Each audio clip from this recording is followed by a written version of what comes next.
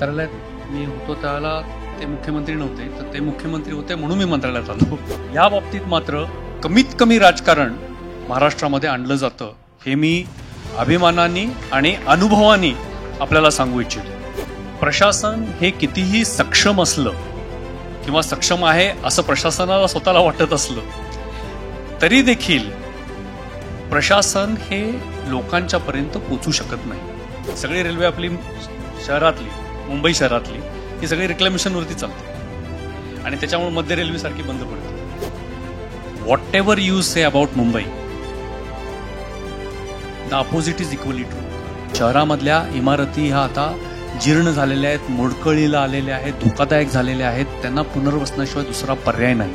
आपल्याला जेवढं वाटतं त्याच्यापेक्षा जास्त माहिती आणि जास्त संवेदनशीलता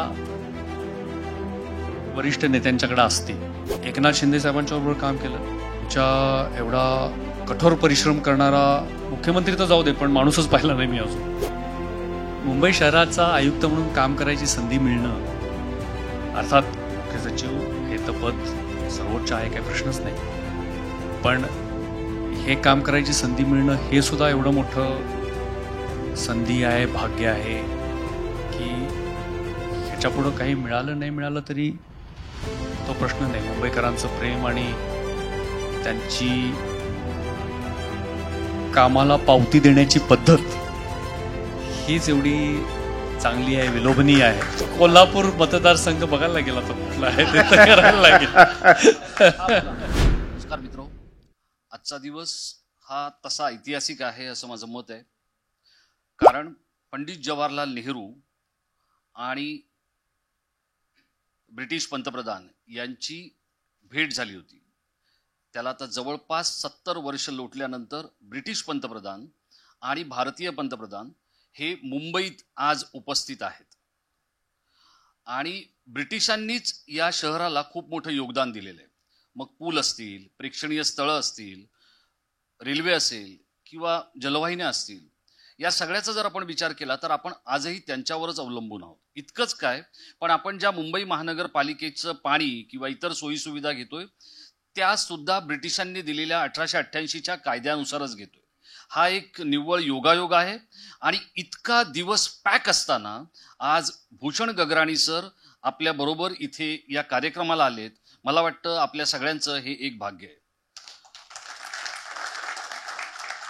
प्रशासकीय सेवेमध्ये अनेक अधिकारी माझे परिचित आहेत, स्नेही आहेत आणि मित्र आहेत. या 3 वेगवेगळ्या प्रवर्गांमध्ये मी लोकांशी संबंधित आहे. पण त्या सगळ्याच्या पलीकडे जात आज ज्या वेळेला भूषण गगराणी सर इथे आले, आधी आमचा कार्यक्रम ठरला, त्यानंतर पंतप्रधान मोदी येणार असं ठरलं आणि मग हा ब्रिटिश पंतप्रधानांचा कार्यक्रम ठरला. तर माझ्या छातीत थोडंसं धस झालं की आपण कार्यक्रम जाहीर केलाय आणि हे येणार की नाही येणार. जर यांनी प्रोटोकॉल आणि इतर कोणत्याही गोष्टीच्या कारणास्तव जर पळ काढला तर आपण करायचं काय. मी त्यांना असं म्हटलं की सर तुम्ही नक्की येणार ना, मला सांगा, नाहीतर मग गडबड होईल. तर ते म्हणाले नाही, मी नक्की येणार. आणि ते शब्द दिल्याप्रमाणे इथे उपस्थित आहेत. आपण प्रत्यक्षात कार्यक्रमाला सुरुवात करण्याआधी या प्रेक्षागृहामध्ये काही विद्यार्थी आहेत की जे UPSCचा अभ्यास करतायत, MPSCचा अभ्यास करतायत, ज्यांच्यासाठी गगराणी सर हे रोल मॉडेल आहेत. माझा पहिला प्रश्न ज्या वेळेला मी त्यांना विचारणार आहे त्यावेळेला तुम्ही तुमच्या हातातले फोन काढून याचं कारण सांगतो. याचं कारण असं आहे की भूषण गगराणी ही प्रशासकीय सेवेतली एक दंतकथा झालेली आहे. अनेकांना असं वाटतं हा मराठी मुलगा आहे, अनेकांना असं वाटतं तो मारवाडी असून मराठी आहे, अनेकांना असं वाटतं त्यांचे पालक मराठी आहेत. या सगळ्याबद्दल जेव्हा आपण गुगलवर जातो किंवा इतर ठिकाणी शोधायला जातो, आपलं शोधकाम अपयशी ठरतं. कारण तिथे काही उपलब्धच नाही आहेत. याचं कारण असं आहे की गगराणी सरांचं एक वैशिष्ट्य आहे, ते कोणाला लावून घेत नाहीत. आपल्या सगळ्या प्रेक्षकांना माहिती असेल लावून घेणं म्हणजे काय असतं. एखाद्याच्या खूप जवळ जाणं किंवा कयात जाणं किंवा दुसऱ्यांनी तुमचा उल्लेख करणं हे माझे खास आहेत. आणि अशा सद्ग्रस्तांना आज आपण इथे आणू शकलोय किंवा ते आज आपल्यासाठी आलेत, हे प्रत्येकाचं आपल्याच भाग्य आहे. आणि त्यामुळे माझा या मुलाखतीचा पहिला प्रश्न असा असणार आहे, सर भूषण गगराणी ही प्रशासकीय सेवेतली झालेली दंतकथा नेमकी काय आहे हे तुमच्याच तोंडून आम्हाला ऐकायचं आहे. कारण जसं शाहरुख खानबद्दल म्हटलं जातं की तो आला स्ट्रगल करण्यासाठी आणि आज मन्नतचा मालक झाला. अमिताभ बच्चनला स्टुडिओमध्ये कोणी उभं करत नव्हतं, आज तो महानायक झाला. तुमच्याबद्दलचं जे काही आहे ते आम्हाला याची मुखी याची कानी ऐकायचं. काय सांगणार तुम्ही? धन्यवाद राजेश. राजेश हा माझा फार जुना मित्र असल्यामुळं तो जे काय बोलतोय त्याच्यामध्ये वस्तुस्थिती कमी आणि प्रेम जास्त आहे. आणि त्याच्यामुळं मी थोडं स्वातंत्र्य घेऊ शकतो त्याच्याशी बोलताना आणि आपल्या सगळ्यांशी बोलताना, कारण आपण सगळेजण इथल्या मुंबईच्या प्रेमामुळं आणि माझ्यावरच्या प्रेमामुळे या ठिकाणी उपस्थित आहात.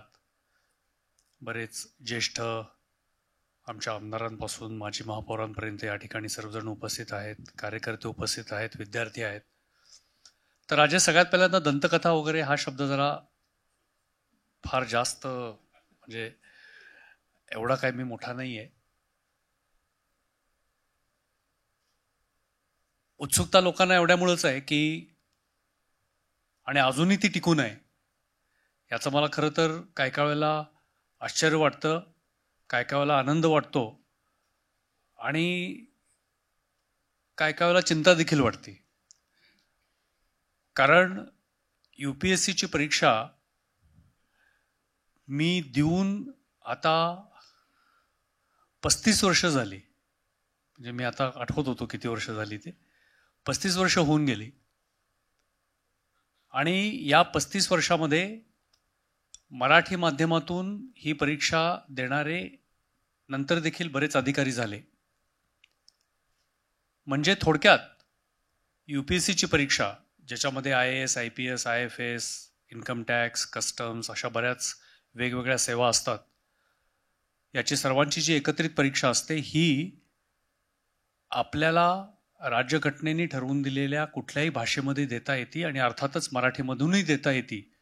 याचं नवल वाटण्यासारखी परिस्थिती आता काय राहिलेली नाही आहे इतक्या वर्षामध्ये.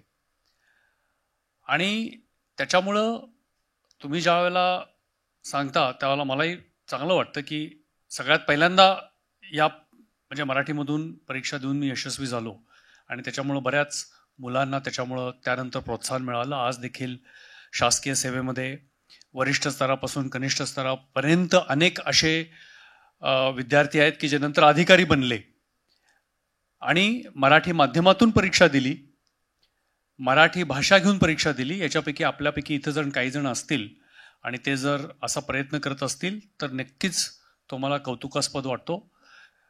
आपला हा परीक्षा देण्यामागचा जो उद्देश आहे तो सगळ्यात पहिल्यांदा स्पष्ट असायला पाहिजे की आपण ही परीक्षा का देतोय. म्हणजे हा आपल्या करिअरचा एक अत्यंत चांगला पर्याय आहे, पण त्याचबरोबर त्या पर्यायाबरोबरच एक आपल्याला सामाजिक जाणीवेतून आपण जर काम करण्याची इच्छा असेल तर सगळ्यात चांगला पर्याय आज जो देशामध्ये उपलब्ध आहे तो हाच आहे. त्याच्यानंतर मराठी माध्यम घ्यावं की घेऊ नये ह्याच्याबद्दल देखील पुष्कळ चर्चा झालेली आहे.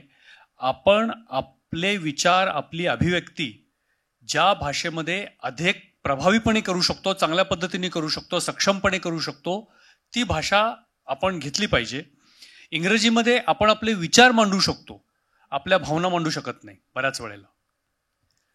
तर आपला विषय जर असा असेल की ज्याच्यामध्ये आपल्याला फक्त विचार आणि माहिती द्यायची नाही तर आपल्या भावना देखील मांडायच्या आहेत, मग ते साहित्य असेल, सामाजिक संदर्भातील विषय असतील, ज्याच्यामध्ये आपल्या भावना आपल्याला मांडायच्या आहेत, त्या अधिक चांगल्या पद्धतीनं आपण मराठीमध्ये मांडू शकतो. आणि म्हणून मला वाटतं की आपली जी कुठली मातृभाषा असेल त्या मातृभाषेमध्ये ही परीक्षा जर आपण दिली तर ती जास्त प्रभावी होईल.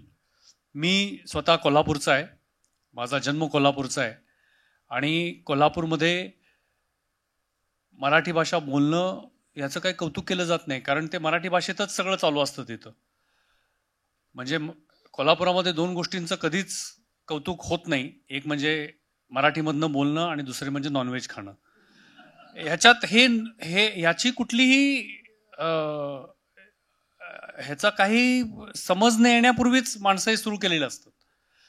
त्यामुळं हा अमुक एका समाजाचा आहे तरी देखील नॉनव्हेज खातो असं काही कधी प्रश्न तिकडे विचारला जात नाही. त्याला ज्याला इंग्रजीमध्ये गिव्हन म्हणतात, हे गिव्हन आहे, हे दिले आहे, गृहीत धरलेलं आहे. आणि त्या ठिकाणी कोल्हापूरमध्ये आम्ही गमतीनं नेहमीच म्हणतो, मी तर नेहमीच म्हणतो की तिथं आम्ही सगळ्या भाषा मराठीमध्ये बोलतो. आणि त्यामुळं त्या ठिकाणी एखादा हिंदी भाषिक असेल तर तो म्हणतो की तुमची हिंदी मला समजण्यापेक्षा तुमची मराठी जास्त समजते, तुम्ही मराठीतच बोला. तर अशा वातावरणामध्ये आम्ही वाढलो, मोठे झालो आणि त्याचे संस्कार झाले. त्यामुळे अर्थातच मराठी हा एक आपोआप निर्माण झालेला पर्याय होता. असा फार विचार करून बाबा आता मी मराठी घेतोय वगैरे असं कधी वाटलंच नाही, जाणवलंच नाही. ते हा एक प्रवाहामध्ये जसा एखादा विषय येतो तसा हा आलेला एक विषय होता. पण आता मागं वळून बघताना वाटतं की तो खूप चांगला झाला माझ्या करिअरसाठी. आणि सुदैवानं मला महाराष्ट्र कॅडरच मिळालं, त्यामुळं तो फायदा अजून द्विगुणित झाला. नुकताच एक कार्यक्रम झाला MMRDA क्षेत्रामध्ये, महामुंबई क्षेत्रामध्ये. तर त्या कार्यक्रमाच्या ठिकाणी राधा विनोद शर्मा नावाचे आयुक्त होते. ते मराठीत बोलत होते आणि त्याच्यासमोर एक आमदार होते, तर ते हिंदीत बोलत होते. आता त्यांनी हिंदीत, ते आहेत मराठीचा आग्रह धरणाऱ्या पक्षाचे आमदार, त्यांनी हिंदीत बोलायला सुरुवात केल्यानंतर ते आयुक्त पण थोडेसे गडबडले. ते आहेत आसामचे राधा विनोद शर्मा. आणि मग अशी चर्चा झाली, माध्यमांमध्ये टीका झाली, तिथल्या लोकांनी टीका करायला सुरुवात केली की तुम्ही का मराठीचा आग्रह धरताना तुम्ही आता हिंदीत का बोललात. तर ते म्हणाले की नाही, हिंदी समोरच्या लोकांना समजायला सोपं जाईल आणि त्यामुळे मी हिंदीत बोललो, कारण आमचे मतदार पण हिंदीत आहेत. आज ज्या वेळेला मुंबईमध्ये सर्व भाषिक मतदार असताना आणि आपण महाराष्ट्रासारख्या भागातून आलेलो असताना मराठी या विषयाची निवड करणं, कारण मराठी हा ऱ्हस्व, दीर्घ, काना, मात्रा, वेलांटी याच्या सहित भरलेला विषय आहे आणि इतर कोणत्याही भाषेपेक्षा त्याचं सौंदर्य जरी चांगलं असलं तरी तो तितकाच कठीण आहे. ही कारकिर्दीच्या सुरुवातीलाच केलेली स्वतःच्या बुद्धिमत्तेची ऍसिड टेस्ट होती का? नाही, आता कसं आहे की मी मगाशी म्हटलं त्याप्रमाणे या सगळ्या गोष्टी उलटून आता 35 वर्ष झाली. म्हणजे हा कालावधी एवढा प्रदीर्घ आहे की पुढच्या वर्षी मी आता निवृत्त देखील होतोय. तर त्याच्यामुळं आता 35 वर्षापूर्वी एवढं विचारपूर्वक सगळं केलं होतं का, याचं उत्तर मला देखील सापडणार नाही. पण राजेश, तुम्ही म्हटला त्याच्याप्रमाणे प्रत्येक भाषेचं जे एक वैशिष्ट्य असतं, उर्दूमध्ये लहेजा म्हणतात, प्रत्येक भाषेचं एक वैशिष्ट्य आहे. मराठी भाषा देखील व्याकरण, ऱ्हस्व, दीर्घ, या अलंकार असतील, या सगळ्यांनी अत्यंत समृद्ध अशी भाषा आहे. पण होतं काय की बोलायची मराठी वेगळी, लिहायची मराठी वेगळी, आपण आपल्या भावना मांडायची मराठी वेगळी, वैचारिक मराठी वेगळी.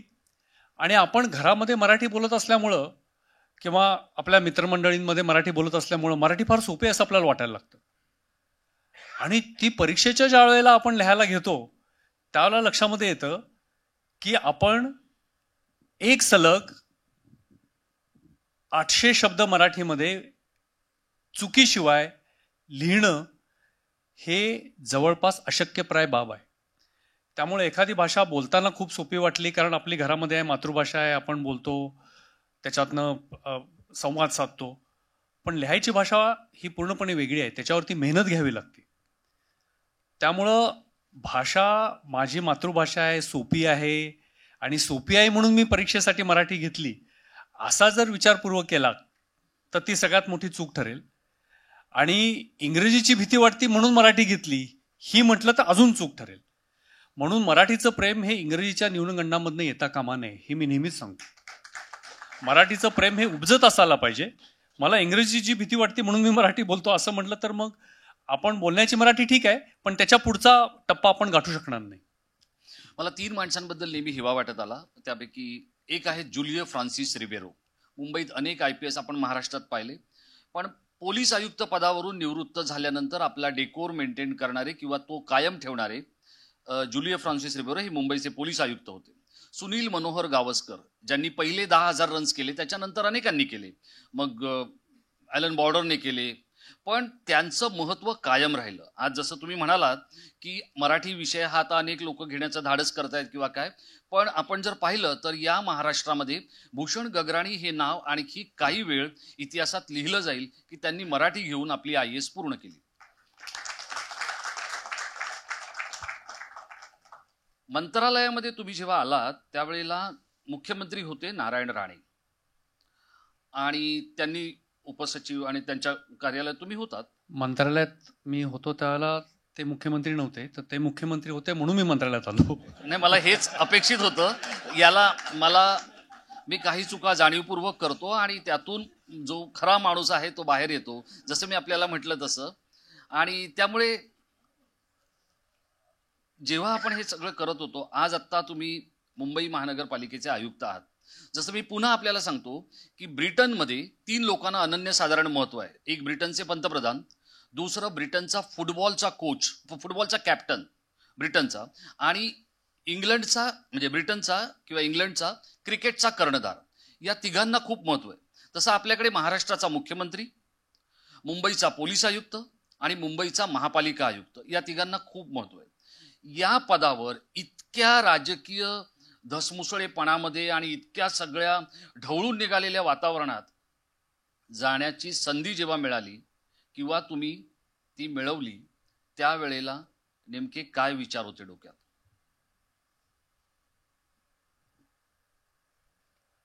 प्रत्येक प्रशासकीय अधिकाऱ्याच्या कारकिर्दीमध्ये अशी काही पदं असतात की ती पदं मिळावी अशी सर्वांची इच्छा असती, आकांक्षा असती. सुदैवानं मला या पदावरती काम करायची संधी आता मिळालेली आहे.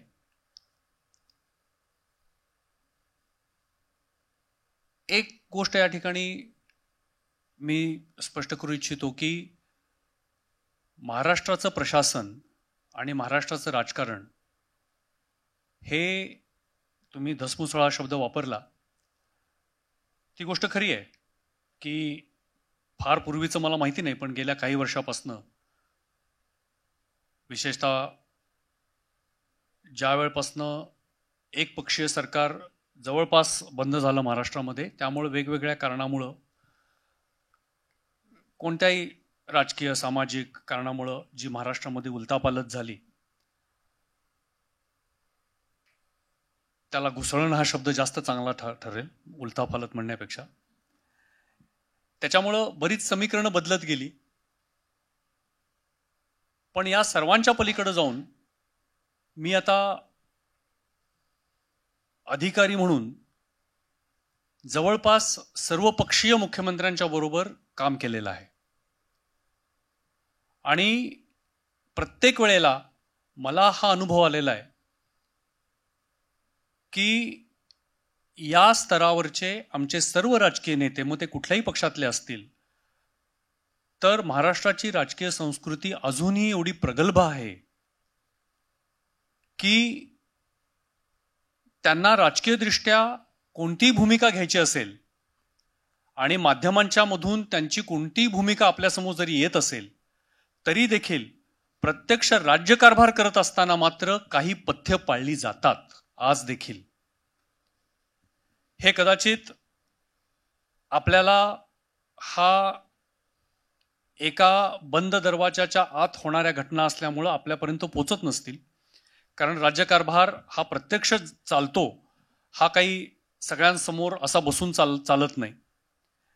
त्या ज्या काही अंतर्गत चर्चा असतील, फायलींच्या वरचे जे काही आमचे विचार असतील, ते हा जो राज्यकारभाराचा प्रत्यक्ष आत्मा आहे, कोर भाग आहे, हा आपल्यापर्यंत पोचत नाही आणि ते अपेक्षित पण नाही आहे. पण हे प्रत्यक्ष मला ज्या वेळेला काम करायची वेगवेगळ्या राजकीय नेत्यांच्या बरोबर संधी मिळाली, प्रत्येकाचं व्यक्तिमत्व वेगळं, त्यांची वैशिष्ट्य वेगळी, त्यांचे काम करण्याची पद्धत वेगळी, प्रत्येकाचे पैलू वेगळे, पण सर्वांचा एक महत्त्वाचा भाग आहे की बाहेर त्यांच्या राजकीय भूमिका काही जरी असतील तरी प्रशासन आणि राज्यकारभार, ज्याला स्टेट्समनशिप म्हटलं जातं, या बाबतीत मात्र कमीत कमी राजकारण महाराष्ट्रामध्ये आणलं जातं. हे मी अभिमानाने आणि अनुभवाने आपल्याला सांगू इच्छितो. पण हे ज्या वेळेला सगळं घडत असतं त्यावेळेला ही सगळी माणसं जेव्हा राजकारण करत असतात, प्रशासन करत असतात, त्यावेळेला एक एक शहर किंवा एक राज्य प्रगतीपथावर जात असतं. आत्ता ज्या वेळेला आज आपण बसलो इथे आणि चर्चा करतोय तो एक ऐतिहासिक टप्पा आहे असं माझं मत आहे. कारण आत्ता निवडणुकांचे पडघम वाजू लागले. असे अनेक कार्यक्रम, अनेक संस्था, अनेक वाहिन्या, अनेक प्रसारमाध्यमांचे समूह हे घेणारच आहेत. पण त्याआधी आपलं श्रीफळ वाढवावं आणि ते आपल्याला इतरांपेक्षा लवकर सुचावं असा माझा नेहमी प्रयत्न असतो आणि त्यामुळे मी तो केलेला आहे. बरं, आता सगळ्या राजकीय पक्षांचे लोक आपण घेतले तरी ते एक दुसऱ्याबद्दल काहीतरी बोलत असतात किंवा टिप्पणी करत असतात. त्यामुळे ही सगळी प्रशासनाची जबाबदारी ज्या वेळेला तुम्ही पार पाडताय, आता तुम्ही प्रशासक आहात. ऑर्थर क्रॉफर्ड ते भूषण गगराणी एवढ्या पल्लेदार प्रवासामध्ये तुम्ही चौथेच असे सद्ग्रस्त आहात. तुम्ही कामकाज पाहताय पण त्यामुळे नगरसेवक नसले तरी चालणार आहे हे काही विशिष्ट व्यक्तींना किंवा घटकांना आणि समूहांना पचणारं असेल. पण तुम्ही सगळ्यांना घेऊन काम करता. तुम्हाला असं वाटतं का की भविष्यात नगरसेवक किंवा नगरसेविका किंवा महापौर या संज्ञा नसल्या तरी चालणार आहेत, सगळं आम्ही आणि आमचं प्रशासन चालवू शकेल असं तुम्हाला वाटतंय? बिलकुल नाही वाटत. हे मी देखील जाहीरपणे आताच नाही तर पूर्वी देखील या विषयावरती बोललेलो आहे. मी मगाशी असं सांगितलं की आपलं राजकीय नेतृत्व प्रगल्भ आहे आणि सर्वसमावेशक आहे. पण याचा अर्थ राजकारणाचा आमच्या प्रशासनावरती काहीच परिणाम होत नाही असा जर कोणी अर्थ काढला तर ते देखील चुकीचं आहे. कारण शेवटी प्रत्यक्ष आम्ही राजकीय नेत्यांच्या बरोबर काम करत असतो. ते राजकीय नेते असले तरी लोकप्रतिनिधी असतात आणि आपण स्वीकारलेल्या व्यवस्थेमध्ये एका त्या व्यवस्थेतून ते तयार होऊन वर आलेले असतात. त्यामुळं ते राजकीय प्रतिनिधी लोकप्रतिनिधी असतात आणि आपल्या व्यवस्थेमध्ये आपण त्यांच्या बरोबर काम करणं हे एक स्वीकारलेली चौकट आहे. या चौकटीचे फायदे काय आहेत, तोटे काय आहेत? मग ज्या लोकांनी पॉलिटिकल सायन्स शिकलेला आहे किंवा पब्लिक ॲडमिनिस्ट्रेशन हा विषय शिकलेला आहे त्याच्यामध्ये खूप साऱ्या तात्विक चर्चा पण आहेत, खूप साऱ्या व्यावहारिक चर्चा पण आहेत. मी त्या सगळ्यामध्ये माझा तेवढा काय अभ्यास नाही किंवा त्या सगळ्यामध्ये चर्चा करायची ही वेळ पण नाही आहे. पण एक दोन गोष्टी मी या ठिकाणी सांगू इच्छितो की सगळ्यात पहिल्यांदा ही जी आपण त्रिस्तरीय राज्यव्यवस्था स्वीकारलेली आहे, केंद्र, राज्य आणि स्थानिक प्रशासन, हे एक विचारपूर्वक नियोजन हे देशांनी स्वीकारलेलं आहे. आणि हे फक्त अलीकडच्या काळामध्ये नाही आहे तर याला फार मोठा इतिहास आहे. म्हणजे ज्यावेळेला जनपदं होती इसवी सन पूर्व काळामध्ये त्यावेळेला देखील काही पद्धतीमध्ये इतिहासामध्ये आपण पाहिलं असेल तर एक विशिष्ट व्यवस्था आपण स्वीकारली होती. आणि ही व्यवस्था ही ज्याला आपण बाहेरून आणलेली प्लांटेड व्यवस्था आहे अशातली नाही आहे. तर काही प्रमाणामध्ये बाहेरचे विचार जरी असतील तरी भारतामध्ये एक उपजत व्यवस्था जी होती, नैसर्गिक व्यवस्था होती, त्या व्यवस्थेतनंच ही सगळी व्यवस्था हळूहळू निर्माण झालेली आहे. तर ही त्रिस्तरीय रचना ज्याच्यामध्ये आहे, ज्याच्यामध्ये स्थानिक स्तरावरची रचना ही जिल्हा परिषदा, पंचायत समिती, नगर परिषदा, नगरपालिका, नगरपंचायती आणि महानगरपालिका यांच्या माध्यमातूनच असली पाहिजे.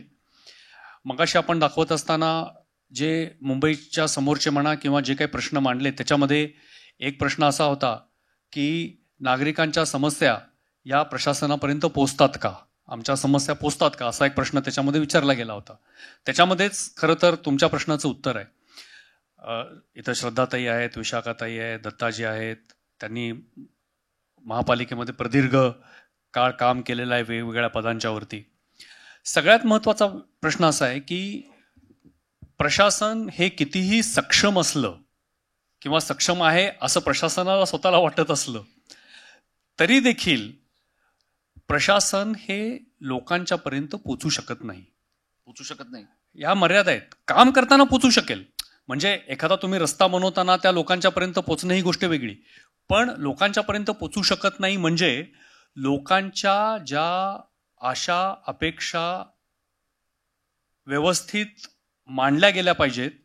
त्या लोकप्रतिनिधींच्या, स्थानिक लोकप्रतिनिधींच्या माध्यमातून ज्या मांडल्या जाऊ शकतात. त्यानंतर प्रशासनाच्या कामाचा जो फीडबॅक येऊ शकतो, हा लोकप्रतिनिधी असेपर्यंत येऊ शकत नाही. जर मी अधिकाऱ्यांची बैठक घेतली, आज देखील बैठक घेतली, समजा कुठल्या एखाद्या विभागाची बैठक घेतली, पाणी पुरवठ्याच्या विभागाची बैठक घेतली, तर मला सगळीकडनं रिपोर्ट येतो की हा पाणी पुरवठा अगदी सुरळीत चालू आहे, कुठं काही प्रॉब्लेम नाही, प्रेशर आहे, सगळे धनधान्य आहे, राजा समाधानी आहे, सुखी आहे, सगळी जनता सुखी आहे. कारण प्रशासनाकडनं तेच अपेक्षित आहे. प्रशासन हे कधी कुणाला नाराज नाही करत फीडबॅक देताना. तर त्याप्रमाणे पण हे आम्हाला माहिती आहे की हे खरं नाही आहे. सगळंच असं काय असू शकत नाही, कुठंतरी अडचण आहे, पण ती नक्की काय अडचण आहे हे सांगायला आम्हाला एक यंत्रणा लागते. फार महत्वाचं आहे ते. ही यंत्रणा जी असती, ही यंत्रणा लोकांच्या मधून आलेली असती. ते लोकांचा प्रश्न आमच्यापर्यंत पोहोचवते आणि लोकांचा प्रश्न स्थानिक स्तरावरती सोडवते सुद्धा. आता एवढ्या छोट्या छोट्या गोष्टी सरळ आमच्यापर्यंत येतात, म्हणजे याला हरकत नाही, शेवटी आम्ही देखील अधिकारी आहे, आमची देखील जबाबदारी आहे. पण हे प्रश्न खरं तर स्थानिक पातळीवरती सोडवण्याची जी एक प्रभावी यंत्रणा आपल्याकडे होती, ती यंत्रणा गेल्या काही वर्षापासून नसल्यामुळं एक तर ते प्रश्न प्रत्यक्षात येतात, पाहिजे तसा फीडबॅक येत नाही, आणि त्याच्यामुळं आम्ही जे करतोय ते सगळं चांगलंच आहे असं आम्हाला वाटायला लागतं. ते चुकीचं आहे की बरोबर आहे ते आम्हाला कळत नाही. तर ही एक प्रभावी यंत्रणा आहे, ती असायला पाहिजे. दुसरं असं आहे की ह्याच्यामधनंच, आता तो माझा ह्याचा विषय नाही आहे बोलण्याचा, पण एक नागरिक म्हणून मी बोलतोय, आयुक्त म्हणून नव्हे, की ह्या सगळ्या राजकीय घुसळणीमधून नवीन नेतृत्व तयार होतं. हा एक अनुभव आहे. म्हणजे आता तयार झालेले पुष्कळशे आमदार, मंत्री, हे मुख्यमंत्री सुद्धा हे कधी काळी नगरसेवक होते, महापौर होते, जिल्हा परिषदेचे अध्यक्ष होते. कितीतरी जिल्हा परिषदेचे अध्यक्ष हे आपले मुख्यमंत्री होऊन गेले, महापौर आता मुख्यमंत्री आहेत. तर हे त्यांचं राजकीय भूमिका, राजकीय जाणीव, अभ्यास हे सगळं या पदावरती काम करत असताना तयार झालं, जे पुढच्या निर्णय प्रक्रियेमध्ये खूपच प्रभावी होऊ शकतं. आणि म्हणून ही दुहेरी व्यवस्था आहे. आम्हाला देखील त्याची मदत होऊ शकते, त्यांच्या व्यक्तिमत्व विकासाला देखील होऊ शकते, पण ही आपण स्वीकारलेली अत्यंत आवश्यक अशी व्यवस्था आहे. गेली अनेक वर्ष तुम्ही आता प्रशासनात आहात, पण बऱ्याच वेळेला हे निवडून आलेले लोकप्रतिनिधी अमुक एक अधिकारी या कलेनं जातोय किंवा हा यांचा आहे, तो त्यांचा आहे, असे शिक्के मारण्याचा प्रघात गेल्या काही वर्षात, साधारण 2 दशकांमध्ये सुरू झाला. भूषण गगराणींवर हा कधी शिक्का बसला नाही, पण तरी ते सगळ्यांचे लाडके आहेत. असं का होतं की समोर आलेल्या प्रत्येकाबरोबर अभिनय सामर्थ्यपणावर लावून काम केलं जातं की संवाद केला जातो? लाडके शब्दाची भीती वाटते मला थोडी.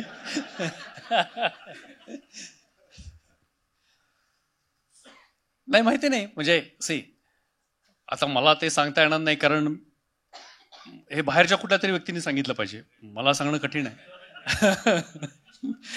तर सांगता येणार नाही. पण आपलं काम व्यवस्थित करत राहणे. बरेच अधिकारी समोरच्या माणसाचं ऐकूनच घेत नाहीत. मग तो एक नगरसेवक असेल, मग त्याच्यात त्यांनी एक प्रवर्ग केलेला असतो. ब्रँडेड नगरसेवक कोण, मुख्यमंत्र्यांचे जवळचे नगरसेवक कोण, बिल्डर नगरसेवक कोण, व्यावसायिक नगरसेवक कोण. साध्या सुध्या नगरसेवकांना किंवा आमदारांना तितकं महत्व दिलं जात नाही. त्याचं राजकारणातलं असलेलं उपद्रव मूल्य काय आहे याच्यावर बऱ्याचदा अधिकारी तोलून मापून त्याच्याबरोबर वागत असतात. याच्या संदर्भात तुमचं निरीक्षण काय आहे? नाही, तुम्ही म्हणता ती वस्तुस्थिती आहे. तुमचा देखील तो अनुभव असेल. आम्हाला देखील काय काय वेळेला जाणवतं, आमचे अधिकारी वागत असताना फार अशा पद्धतीने वागतात, ते कॅल्क्युलेटेड पद्धतीने, की कोण कुणाचा कसा आहे ह्याचा चालू असतं. ठीक आहे, ते जरी आपल्या मनामध्ये असेल आणि ते माहिती म्हणून जरी आपण ठेवलं, तरी शेवटी येणाऱ्या प्रत्येक माणसाबरोबर आणि विशेषतः लोकप्रतिनिधी असेल तर त्याच्याबरोबर अधिक जबाबदारीनं आणि अधिक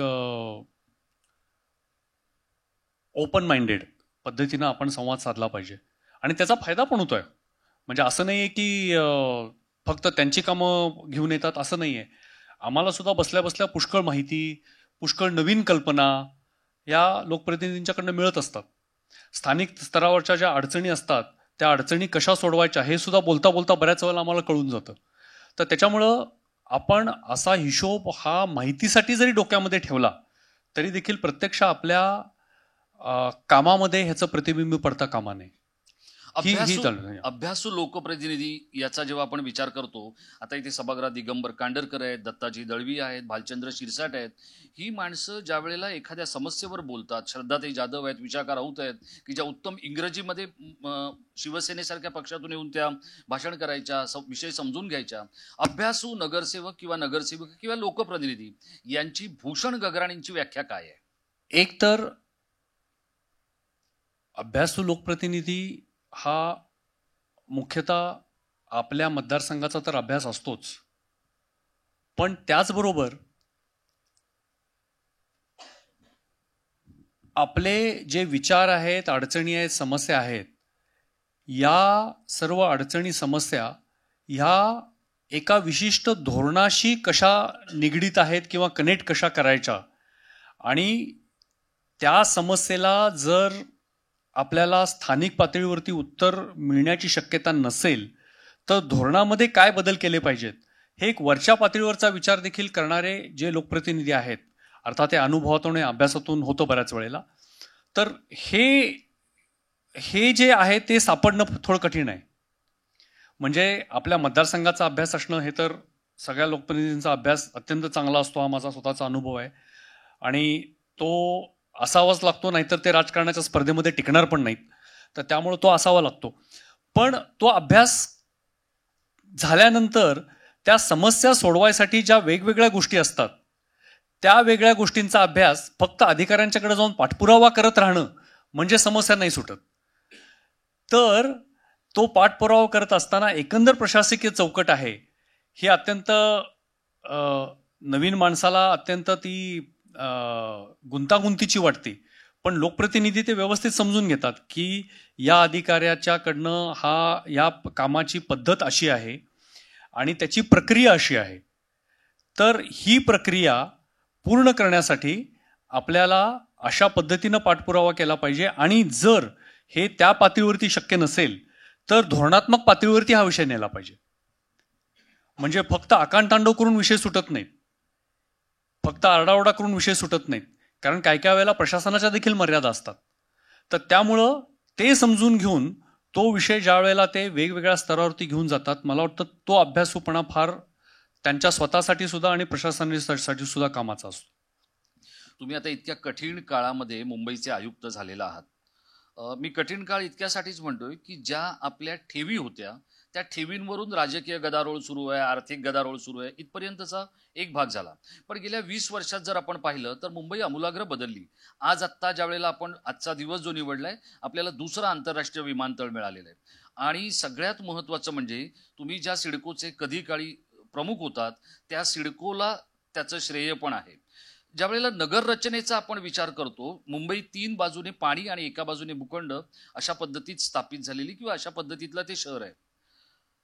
येणाऱ्या काळामध्ये मुंबई आणखी वाढावी लागली. तुम्ही नगर नियोजनावर अभ्यास करता, लक्ष देता, काम करता म्हणून विचारतो.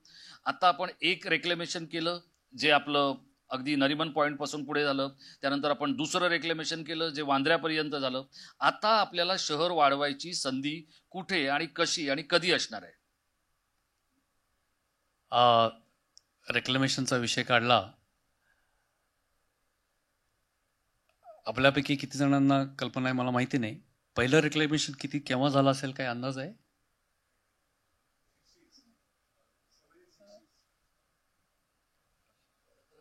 मी जेव्हा सगळ्याचा अभ्यास केला त्यावेळेला मला देखील ते धक्का बसला ते वाचून.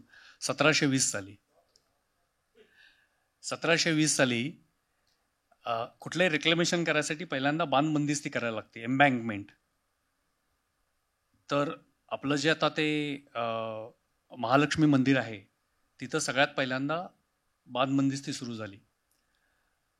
10 वर्ष ती बांधबंदिस्ती होऊ शकत नव्हती, कारण तो सारखा तुटायचा आणि पाणी आत यायचं. त्यावेळेला तिथल्या कॉन्ट्रॅक्टरनं जे मंदिर बांधलं ते महालक्ष्मी मंदिर, म्हणजे मूर्ती होती त्यावेळेला, नाही असं नाही, पण जे मंदिर बांधलं ते महालक्ष्मी मंदिर. आणि ते महालक्ष्मी मंदिर बांधल्यानंतर ते पाणी आत यायचं बंद झालं. हे झालं 1720-30 साली. ही मुंबई अशी भराव घालत घालत घालत वाढत गेलेली आहे. ज्याला आपण आयलँड सिटी म्हणतो, बेटांचं शहर, हे 50% मुंबई ही भराव घातलेली आहे, 50%. आणि जो उपनगराचा भाग आहे तो साधारणतः 25% आहे. 50%मध्ये तुमची मध्य रेल्वे, पश्चिम रेल्वे, हा पूर्ण परिसर, reserve bank of India, Nariman point तर आपल्याला माहितीच आहे, नंतर 1960 वगैरे कप परेड झालं, हे सगळं रिक्लेमेशन आहे, सगळी रेल्वे आपली शहरातली, मुंबई शहरातली, ही सगळी रिक्लेमेशनवरती चालते. आणि त्याच्यामुळे मध्य रेल्वे सारखी बंद पडते. कल्पना आहे तुम्हाला, ते काही ठिकाणी चुनाभट्टी असेल, तुमचं भायखळा असेल, तो आहे तो समुद्र सपाटी खालचा भाग आहे तो. निसर्गाशी तुम्ही किती डोकेफोड केली तरी कधीतरी पाणी येणारच आहे आत ते. आणि त्याच्यानंतर आपण अजून जे काय केलेलं आहे, तर ह्या सगळ्याचा परिणाम होतो. तर हे एवढं रिक्लेमेशन झालेली हे शहर आहे, हे सगळ्यात पहिल्यांदा आपण लक्षात घेतलं पाहिजे. 50% मुंबई ही रिक्लेम्ड आहे. आणि त्याच्यानंतर अजून 2-4% आम्ही ते कोस्टल रोड करून अजून त्याच्यामध्ये भर घातलेली आहे. तर हे अत्यंत वेगळ्या स्वरूपाचं असं हे शहर आहे. 1820 साली, 30 साली या ठिकाणी फार मोठ्या प्रमाणावरती टेक्स्टाईल उद्योग आला. आणि हे रिक्लेमेशन करण्यासाठी कंपन्या स्थापन झाल्या होत्या. त्यांना इन्सेंटिव्ह देत होतं गव्हर्नमेंट, की तुम्ही एवढी जमीन रिक्लेमेशन केली तर तुम्हाला एवढा इन्सेंटिव्ह दिला जाईल. ते ब्रिटिश गव्हर्नमेंट त्यावेळेला त्यांना इन्सेंटिव्ह देत होते. अशा छोट्या छोट्या कंपन्या झाल्या होत्या. 1850-60 साली सुएझचा कालवा इजिप्तमध्ये ओपन झाला. आणि सुएझचा कालवा ओपन झाल्यानंतर मुंबई बंदराला अत्यंत महत्त्व आलं. आणि म्हणून हे सगळं रिक्लेमेशन वाढत गेलं. नाहीतर आपण लोक म्हणे रिक्लेमेशनची गरज काय, तुम्ही ठाणे मुंबईकडे गेला असताना इथंच यायची गरज काय होती सगळ्यांना. कारण इथं सुएझचा कालवा झाल्यानंतर आणि टेक्स्टाईल इंडस्ट्री आल्यानंतर आणि 1-2 अशा गोष्टी ज्या आपण बोलू नयेत, अफीम ट्रेड वगैरे तो चायनाबरोबर सुरू झाला, ह्या सगळ्याचा एकत्रित परिणाम होऊन सगळ्यांना मुंबईलाच यायचं होतं. आणि ते अजूनही थांबलेलं नाही आहे, अजूनही चालूच आहे मुंबईला येण्याचं. ह्या सगळ्याचा एकत्रित परिणाम झाला. मुंबई बंदर आणि सुएझचा कालवा ह्याच्यामध्ये फार मोठ्या प्रमाणावरती युरोपमधनं आणि काही प्रमाणामध्ये आफ्रिकेमधनं फार मोठ्या प्रमाणावरती व्यापार सुरू होता. आणि ते मुंबई त्यावेळेला जी तयार झाली, त्या मुंबईच्या वरती आता आपण अजून भर घालून त्याला सुव्यवस्थित करण्याचं, नियोजित करण्याचा प्रयत्न करतोय. काही नेत्यांचं म्हणणं असं आहे की इतर राज्य जर विकसित झाली तर मुंबईवरचा लोंढा किंवा मुंबईवरचा ताण कमी होईल. एक प्रशासक म्हणून, अधिकारी म्हणून, या शहराचे आणि या राज्याचे अभ्यासक म्हणून तुम्हाला असं वाटतं की हे जर इतर छोटी राज्य जी आहेत किंवा इतर जी मागासलेली राज्य आहेत ती जर प्रगत झाली, मग बिहार असेल, उत्तर प्रदेश असेल किंवा अगदी छत्तीसगड, मणिपूर वगैरे सारखी, आसाम, ओरिसा राज्य जर प्रगत झाली झपाट्यानं, तर मुंबईवरचा ताण कमी होईल की मुंबईवरचा ताण हा कधीच, त्याचं ग्लॅमर, तिथली लक्ष्मीची पावलं आणि तिथलं एकूणच सगळं राहणीमान याच्यामुळे कधीच कमी होणार नाही. आपण जर जनगणनेचे आकडे पाहिले काही प्रमाणामध्ये, तर मुंबईवरचा ताण कमी झालेला आहे, आकर्षण कमी नाही झालेलं, आणि ते होणार पण नाही. मुंबईचं म्हणजे मोहनगरी वगैरे असं म्हणतात, तेवढं आता मोहनगरी वगैरे म्हणायची आपल्याला आवश्यकता नाही आहे. पण नक्कीच भारतातल्या प्रत्येक नागरिकाला मुंबईमध्ये येण्याची, इथलं मुंबई पाहण्याची आणि शक्य झालं तर राहण्याची इच्छा असते, आणि ती कायम राहणार आहे. मला वाटत नाही भारतामध्ये असं कुठलंही शहर आहे की जिथं प्रत्येक भारतीयाला असं वाटतं की आपण गेलं पाहिजे. काही जणांना काही ठिकाणी जावं असं वाटतं, पण सगळ्यांना सगळ्या ठिकाणी जावं असं नाही वाटत. मुंबईमध्ये मात्र मला वाटत नाही असा कुठलाही भारतीय असेल की त्याला कधी जायची इच्छा नाही होणार. प्रत्येकाला जायची इच्छा होत असते. आणि मुंबईमध्ये रोजगार, इथली लॉ अँड ऑर्डर व्यवस्था चांगली आहे, इथल्या लोकांची संस्कृती अशी आहे, एकमेकाला मदत करण्याची संस्कृती आहे. सगळ्याचा एकत्रित परिणाम होऊन आपली जी प्रतिमा तयार झालेली आहे मुंबईची, त्याच्यामुळं मुंबईचं आकर्षण हे कायमच राहणार आहे. मला वाटत नाही मुंबईचं आकर्षण कधी कमी होईल. काही प्रमाणामध्ये मात्र लोंढे कमी झालेले आहेत असं आपल्याला जनगणना सांगते. शहरामधली जे जनगणनेचे आकडे आपण पाहिले तर लोकसंख्या उलट काही प्रमाणामध्ये थोडीशी कमी झालेली आहे. उपनगरामध्ये वाढलेली आहे, पण ती देखील तेवढ्या प्रमाणामध्ये वाढलेली नाही आहे. आता जे फ्लोटिंग पॉप्युलेशन आहे ते मात्र मुंबईचं राहणारच आहे. त्याच्यामध्ये फक्त बाहेरच्या राज्यामधून येणारे लोक आहेत असं नाही, तर आपल्या राज्यामधून येणाऱ्या देखील लोकांचं प्रमाण मोठं आहे आणि ते राहणारच आहे या ठिकाणी, त्याच्यात काही वाद नाही आहे. तर आपण साधारणतः शहराचं नियोजन करत असताना आणि इथल्या मूलभूत सोयीसुविधांचं नियोजन करत असताना मुंबईमध्ये साधारणतः 20 ते 25% फ्लोटिंग पॉप्युलेशन आपण पकडूनच चालतो. तर त्याप्रमाणे आपल्याला नियोजन करावंच लागतं. या शहरामध्ये घर असावं असं प्रत्येकाला वाटतं. आता आपण जिथे बसून हा कार्यक्रम करतोय तिथून 5 किलोमीटर अंतरावर 650 कोटी रुपयांचं एक घर विक्रीला निघतं आणि ते विकतही घेतलं जातं. आणि दुसऱ्या बाजूला म्हणजे जेव्हा आपण आपल्या उजव्या दिशेला जातो तेव्हा तिथून 5 किलोमीटर अंतरावर तुम्ही झोपडी बांधा, तुम्हाला फुकट घर दिलं जाईल. असं विरोधाभास जगणारं हे शहर आहे. या शहरातला हा जो विरोधाभास आहे हा किती वेळ कायम राहील आणि घरांसाठीचं जे काही लोकांचं घरघर करणं आहे ते आणखी किती वेळ कायम राहील असं तुम्हाला वाटतंय? कारण तुम्ही अनेक आस्थापनांमध्ये प्रमुख म्हणून काम केलंय, MMRDAचा उत्तम तुमच्याकडे अभ्यास आहे. तर या जेव्हा आपण SRA बद्दल तुम्हाला नीट माहिती आहे, म्हाडाबद्दल तुम्हाला नीट माहिती आहे, सिडकोत तर तुम्ही प्रमुख होतात, मुख्यमंत्र्यांच्या कार्यालयात तुम्ही होतात, तुम्हाला काय वाटतं की हा जो विरोधाभास आहे की जगात एकमेव असं शहर असेल की जिथे घर फुकट मिळतं?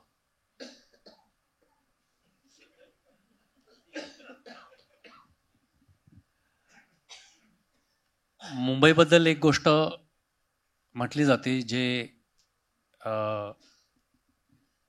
इंग्रजीमध्ये सांगितलं तर जास्त प्रभावी वाटेल म्हणून मी इंग्रजीचा आधार घेतो. Whatever you say about Mumbai, the opposite is equally true.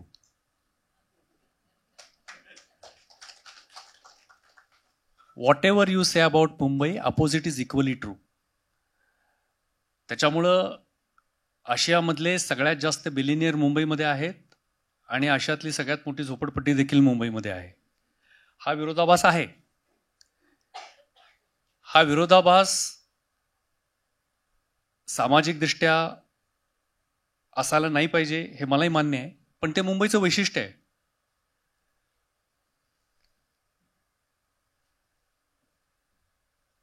मुंबईची लोकसंख्येची घनता ही जगामध्ये सगळ्यात जास्त शहरांच्या घनतेमध्ये पहिल्या 5 ते 6 शहरांच्या मध्ये येते.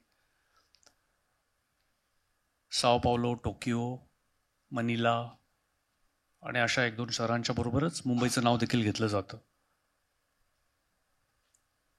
जवळपास मला वाटतं 27 ते 28 हजार पर स्क्वेअर किलोमीटर एवढी प्रचंड घनता असणारं शहर आहे.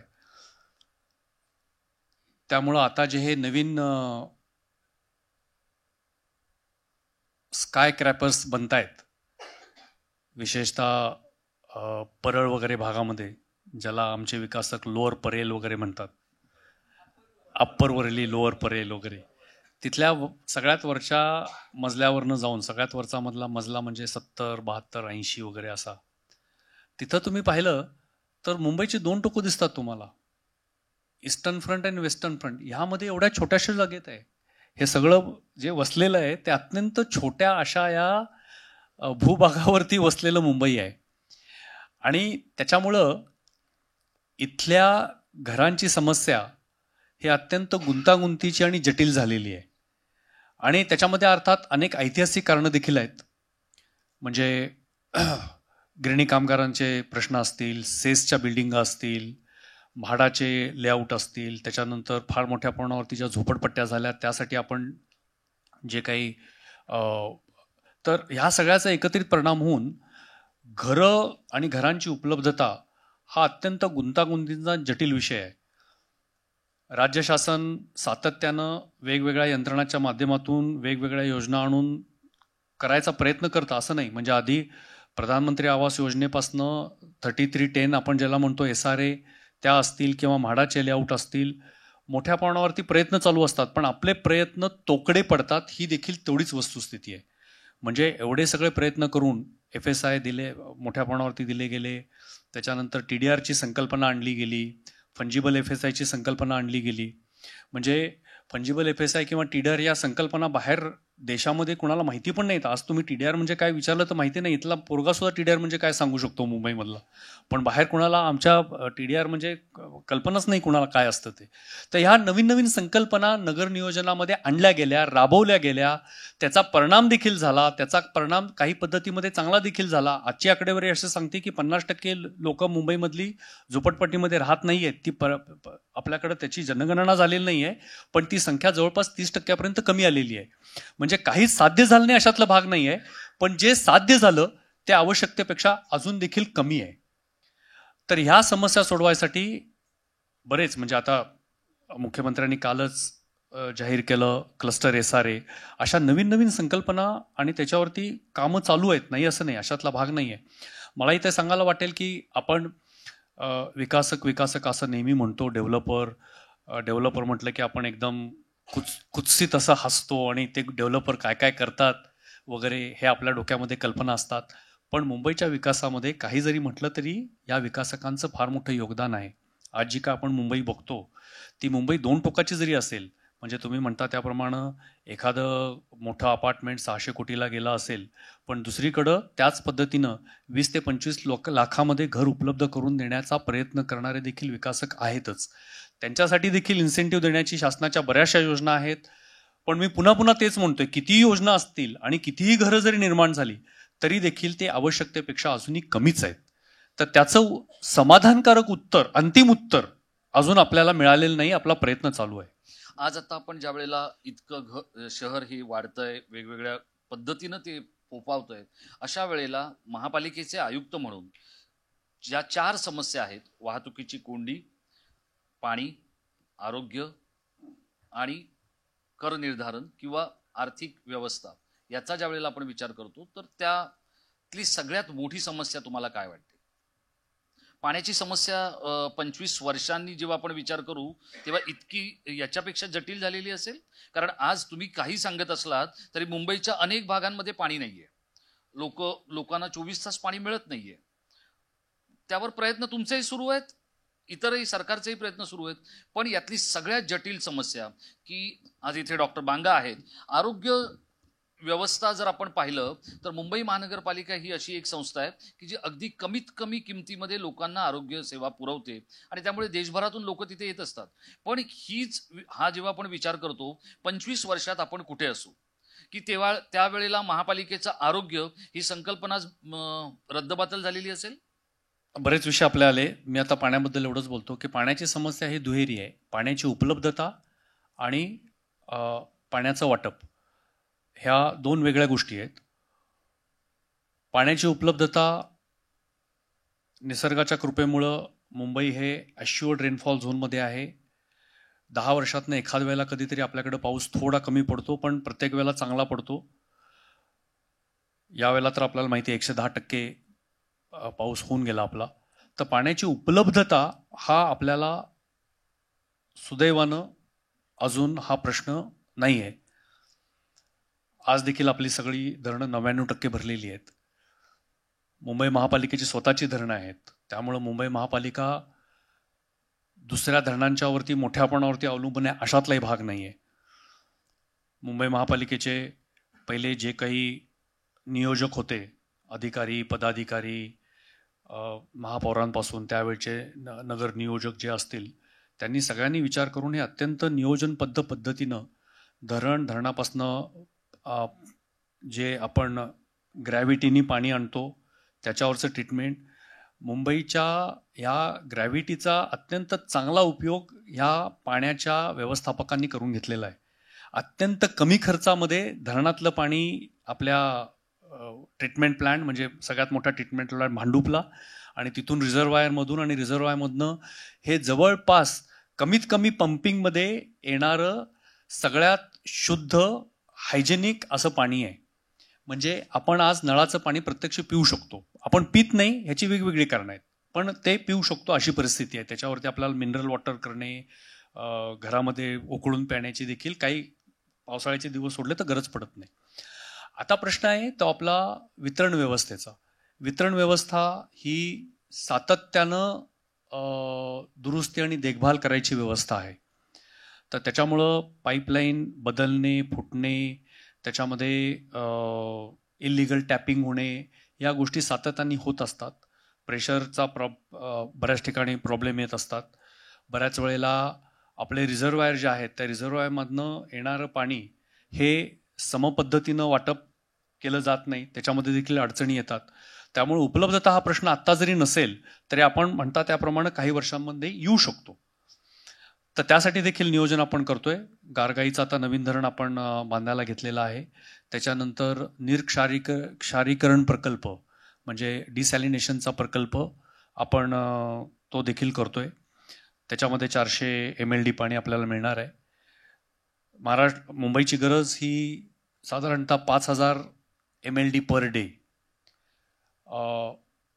आता 5000 MLD म्हणल्यानंतर आमचे UPSCच्या विद्यार्थ्यांना एकदम लक्षात नाही येणार, कारण तर 5000 MLD म्हणजे एक पवई तलाव. तर एक पवई तलाव आपण प्रत्येक दिवशी फस्त करतो. गलगलीची, बरोबर आहे, त्यांचा अभ्यास जास्त आहे. तर थोडक्यात एवढं पाणी, प्रचंड पाणी आपल्याला लागतं आणि तेवढं पाणी आपण पुरवतो. आता बऱ्याच ठिकाणी, ज्या ठिकाणी अनधिकृत वस्त्या झालेल्या आहेत, इल्लीगल टॅपिंग आहे, काही ठिकाणी आमच्या वितरण वाहिनी जीर्ण झालेल्या आहेत, त्या बदलाव्या लागतात, त्या फुटतात. तर हे प्रश्न आहेत. पण हे जास्त करून ऑपरेशन अँड मेंटेनन्स ONMचे प्रश्न आहेत, उपलब्धतेचे नाही. उपलब्धता हा प्रश्न राहील असं मला वाटत नाही. आज तर नाही आहे, पण पुढच्या 25 वर्षात पण नाही. पण नियोजन केलंच पाहिजे, त्याचं देखील नियोजन केलं पाहिजे. पण उपलब्धता हा प्रश्न राहील असं मला वाटत नाही. जर आपण पाहिलं तर सनदी अधिकारी ज्या वेळेला एखाद्या प्रकल्पाकडे पाहतात, आता एक सदग्रस्त मुख्य सचिव होते आणि ते विदेशात गेले. त्यांनी तिथे मोनोरेल पाहिली आणि ते इथे आले आणि त्यांनी मोनोरेलवर काम केलं. हा संपूर्ण प्रकल्प एका पांढऱ्या हत्तीचा नव्हे तर सोन्याच्या हत्तीचा झालेला आहे. जो काही खर्च झाला तो साधारण त्याचं जे असलेलं अंतर आणि त्यासाठी लागणारे पैसे याचा जर आपण विचार केला तर वर्षाला जेमतेम 8 कोटी रुपये त्या प्रकल्प चालवणाऱ्या संस्थेकडे येतात आणि तिप्पट खर्च होतो, तिप्पट चौपट खर्च होतो. मग अशा वेळेला समुद्राचं पाणी पिण्यायोग्य करणं किंवा वापरायोग्य करणं या प्रकल्पाकडे आता आपण गांभीर्यानं बघतोय की आम्ही जे वाचतोय, ऐकतोय, बघतोय, खरं तर पत्रकारांना जे काही समोर दिसतं त्याच्या पलीकडे बरंच काही प्रशासनात आणि राजकारणात घडत असतं, या निष्कर्षाप्रत मी आलेलो आहे. त्यामुळे हे जे समुद्राचं खारं पाणी गोडं करणं हा काय फंडा आहे? जगामध्ये ज्या ठिकाणी गोडं पाणी उपलब्धच नाही आहेत असे अनेक प्रदेश आहेत. मिडल ईस्ट आहे, सौदी अरेबिया आहे. एवढंच काय तर आपलं भारतामधलं चेन्नई शहर सुद्धा आहे की जिथं गोडं पाणीच उपलब्ध नाही. म्हणजे आहे पण फारच कमी प्रमाणामध्ये आहे. त्या ठिकाणी त्यांना खारं पाण्याचं गोडं पाणी करावंच लागतं. इस्रायल सारख्या देशामध्ये 50% पाणी हे 70% पाणी मला वाटतं, काही जणांना माहिती असेल आकडेवारी, पण 50 की 70% पाणी हे गोडं पाणी समुद्रापासून बनवूनच वापरावं लागतं. त्यांना पर्यायच नाही. आणि तो पर्याय नसल्यामुळं त्यांचं ते तंत्रज्ञान हे विकसित झालेलं आहे आपोआपच. तर तेच तंत्रज्ञान आपण या ठिकाणी आणतोय. आज जरी आपल्याला खारं पाणी गोडं करण्याची आवश्यकता नसेल तरी देखील भविष्याचा विचार करून आपण ते नियोजन सध्या करतोय. ही प्रचंड खर्चिक बाब आहे, ही वस्तुस्थिती आहे. पण आपल्या एकंदर पाण्याचा जो दर आहे त्याच्यामध्ये फारसा फरक पडणार नाही. कारण आपलं जे प्रमाण आहे हे पाणी या नैसर्गिक पाण्यामध्ये खारं पाणी गोडं करून ते मिक्स करण्याचं जे प्रमाण आहे ते फार कमी असल्यामुळं एकंदर खर्चामध्ये फार फरक पडणार नाही आपल्याला. पण हा प्रयोग आपल्याला करावाच लागेल, कारण भविष्यामध्ये जर एखाद दुसऱ्या वर्षी असं होऊ नये, पण जर पावसानं दगा दिला किंवा पाऊस कमी पडला तर आपल्याला एक पर्यायी व्यवस्था हाताशी उपलब्ध असणं हे अत्यंत आवश्यक आहे. त्या दृष्टीने हे नियोजन आपण सध्या करतो आहोत. म्हणजे ते नियोजन मोनोरेल होऊ नये एवढीच आमची मुंबईकरांची अपेक्षा आहे. ह्या सगळ्या गोष्टीकडून ज्यावेळेला आपण पुढे जातो त्यावेळेला मुंबई हे जगातल्या 10 महागड्या शहरांपैकी एक आहे आणि देशातल्या प्रदूषित शहरांपैकी त्याचा क्रमांक खूप वरचा आहे. प्रदूषणाची समस्या ही ना नगरसेवकांना तितक्या मोठ्या प्रमाणात दिसणार, ना अधिकाऱ्यांना दिसणार, पण ती जाणवणार ही सर्वसामान्य नागरिकांना. मुंबई महानगरपालिका प्रदूषणाच्या बाबतीत किती जागरूक आहे आणि तिने किती जागरूक असायला हवं असं तुम्हाला वाटतं? कारण तुम्ही कोल्हापूर सारख्या भागातून आलेलात की जिथली हवा खूपच छान असते असं आपण समजतो आणि त्यामुळे लोकांना आजही कोल्हापुरात जावंसं वाटतं. पन्हाळा आहे तिथे, अनेकांना. नाही, प्रदूषणाचा प्रश्न, आपण हवेच्या प्रदूषणाबद्दल बोलतोय सध्या. हवेच्या प्रदूषणाचा प्रश्न हा मुंबईमध्ये आत्ताच निर्माण झाला अशातला भाग नाही, पण आत्ता जागरूकता वाढली त्याच्याबद्दल. लोकांना आता सांख्यिकी माहिती मिळायला लागली. त्याच्यामध्ये आपण मॉनिटर्स बसवले, म्हणजे IMDनी बसवले, MPCBनी बसवले, मुंबई महापालिकेने बसवले आणि त्याचा रिअल टाईम डेटा लोकांना उपलब्ध व्हायला लागला. त्याच्यामुळं लोकांच्या ते अधिक जागरूकता वाढली आणि लक्षामध्ये यायला लागलं. प्रदूषण आत्ताच झालं अशातला काय भाग नाही. हवेचं प्रदूषण अगोदरी होतं. हे दोन पद्धतींमुळे होतं. एक तर मुंबईमधलं प्रदूषण हे वाहनांच्यामुळं होतं आणि दुसरं बांधकामांच्यामुळं होतं.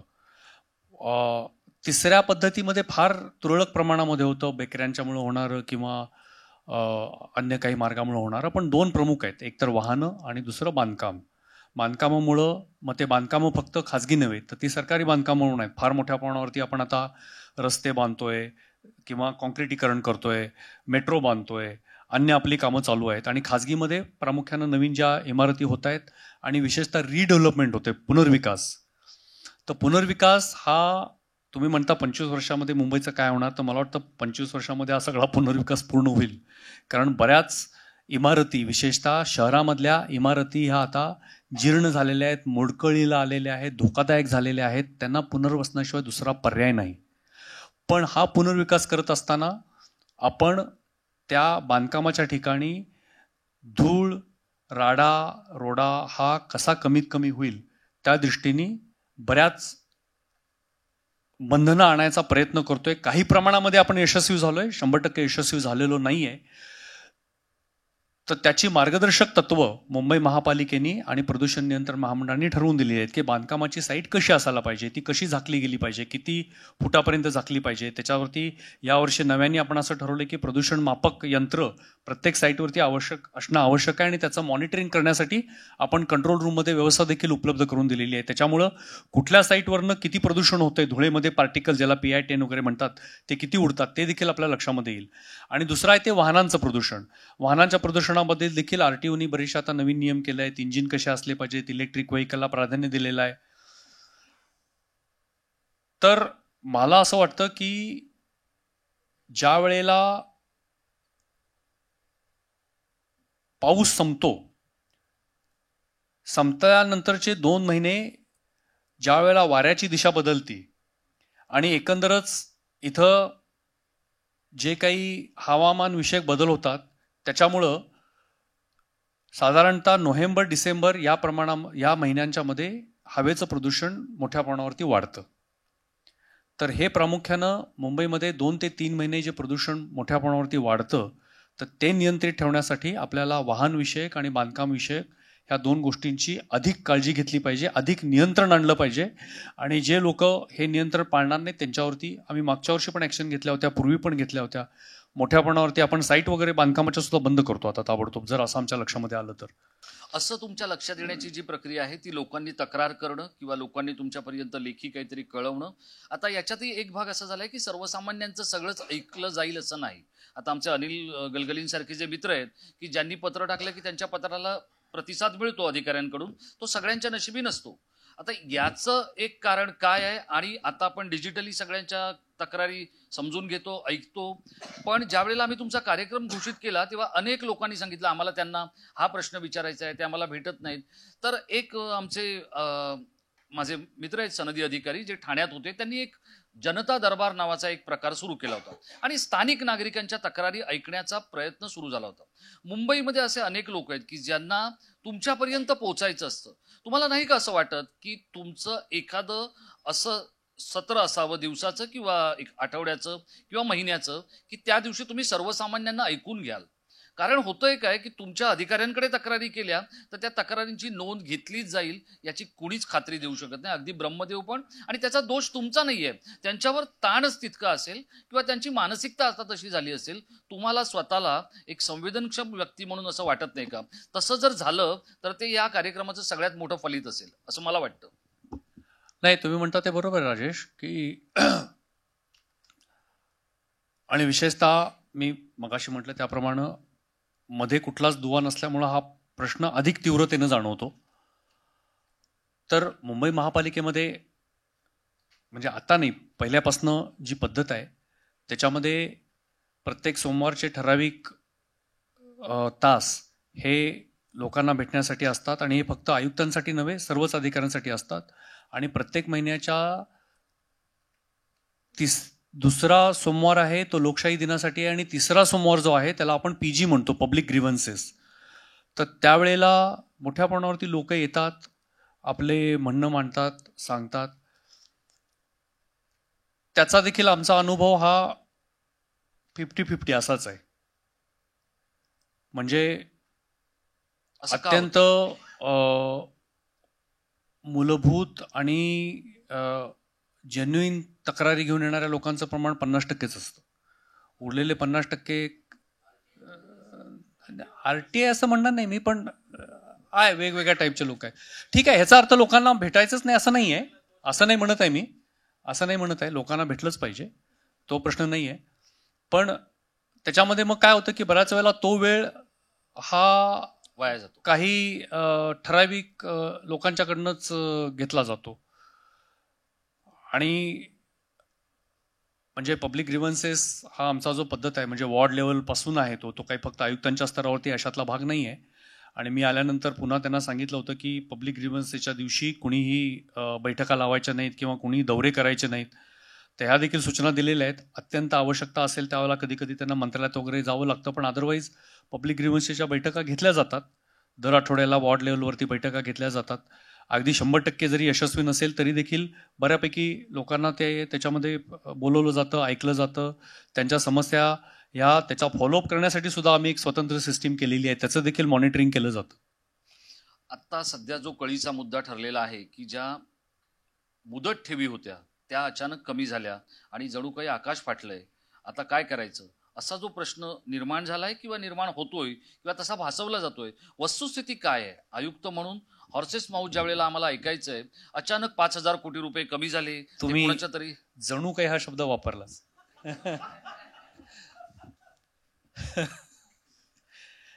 नाही, आता असं आहे की आपण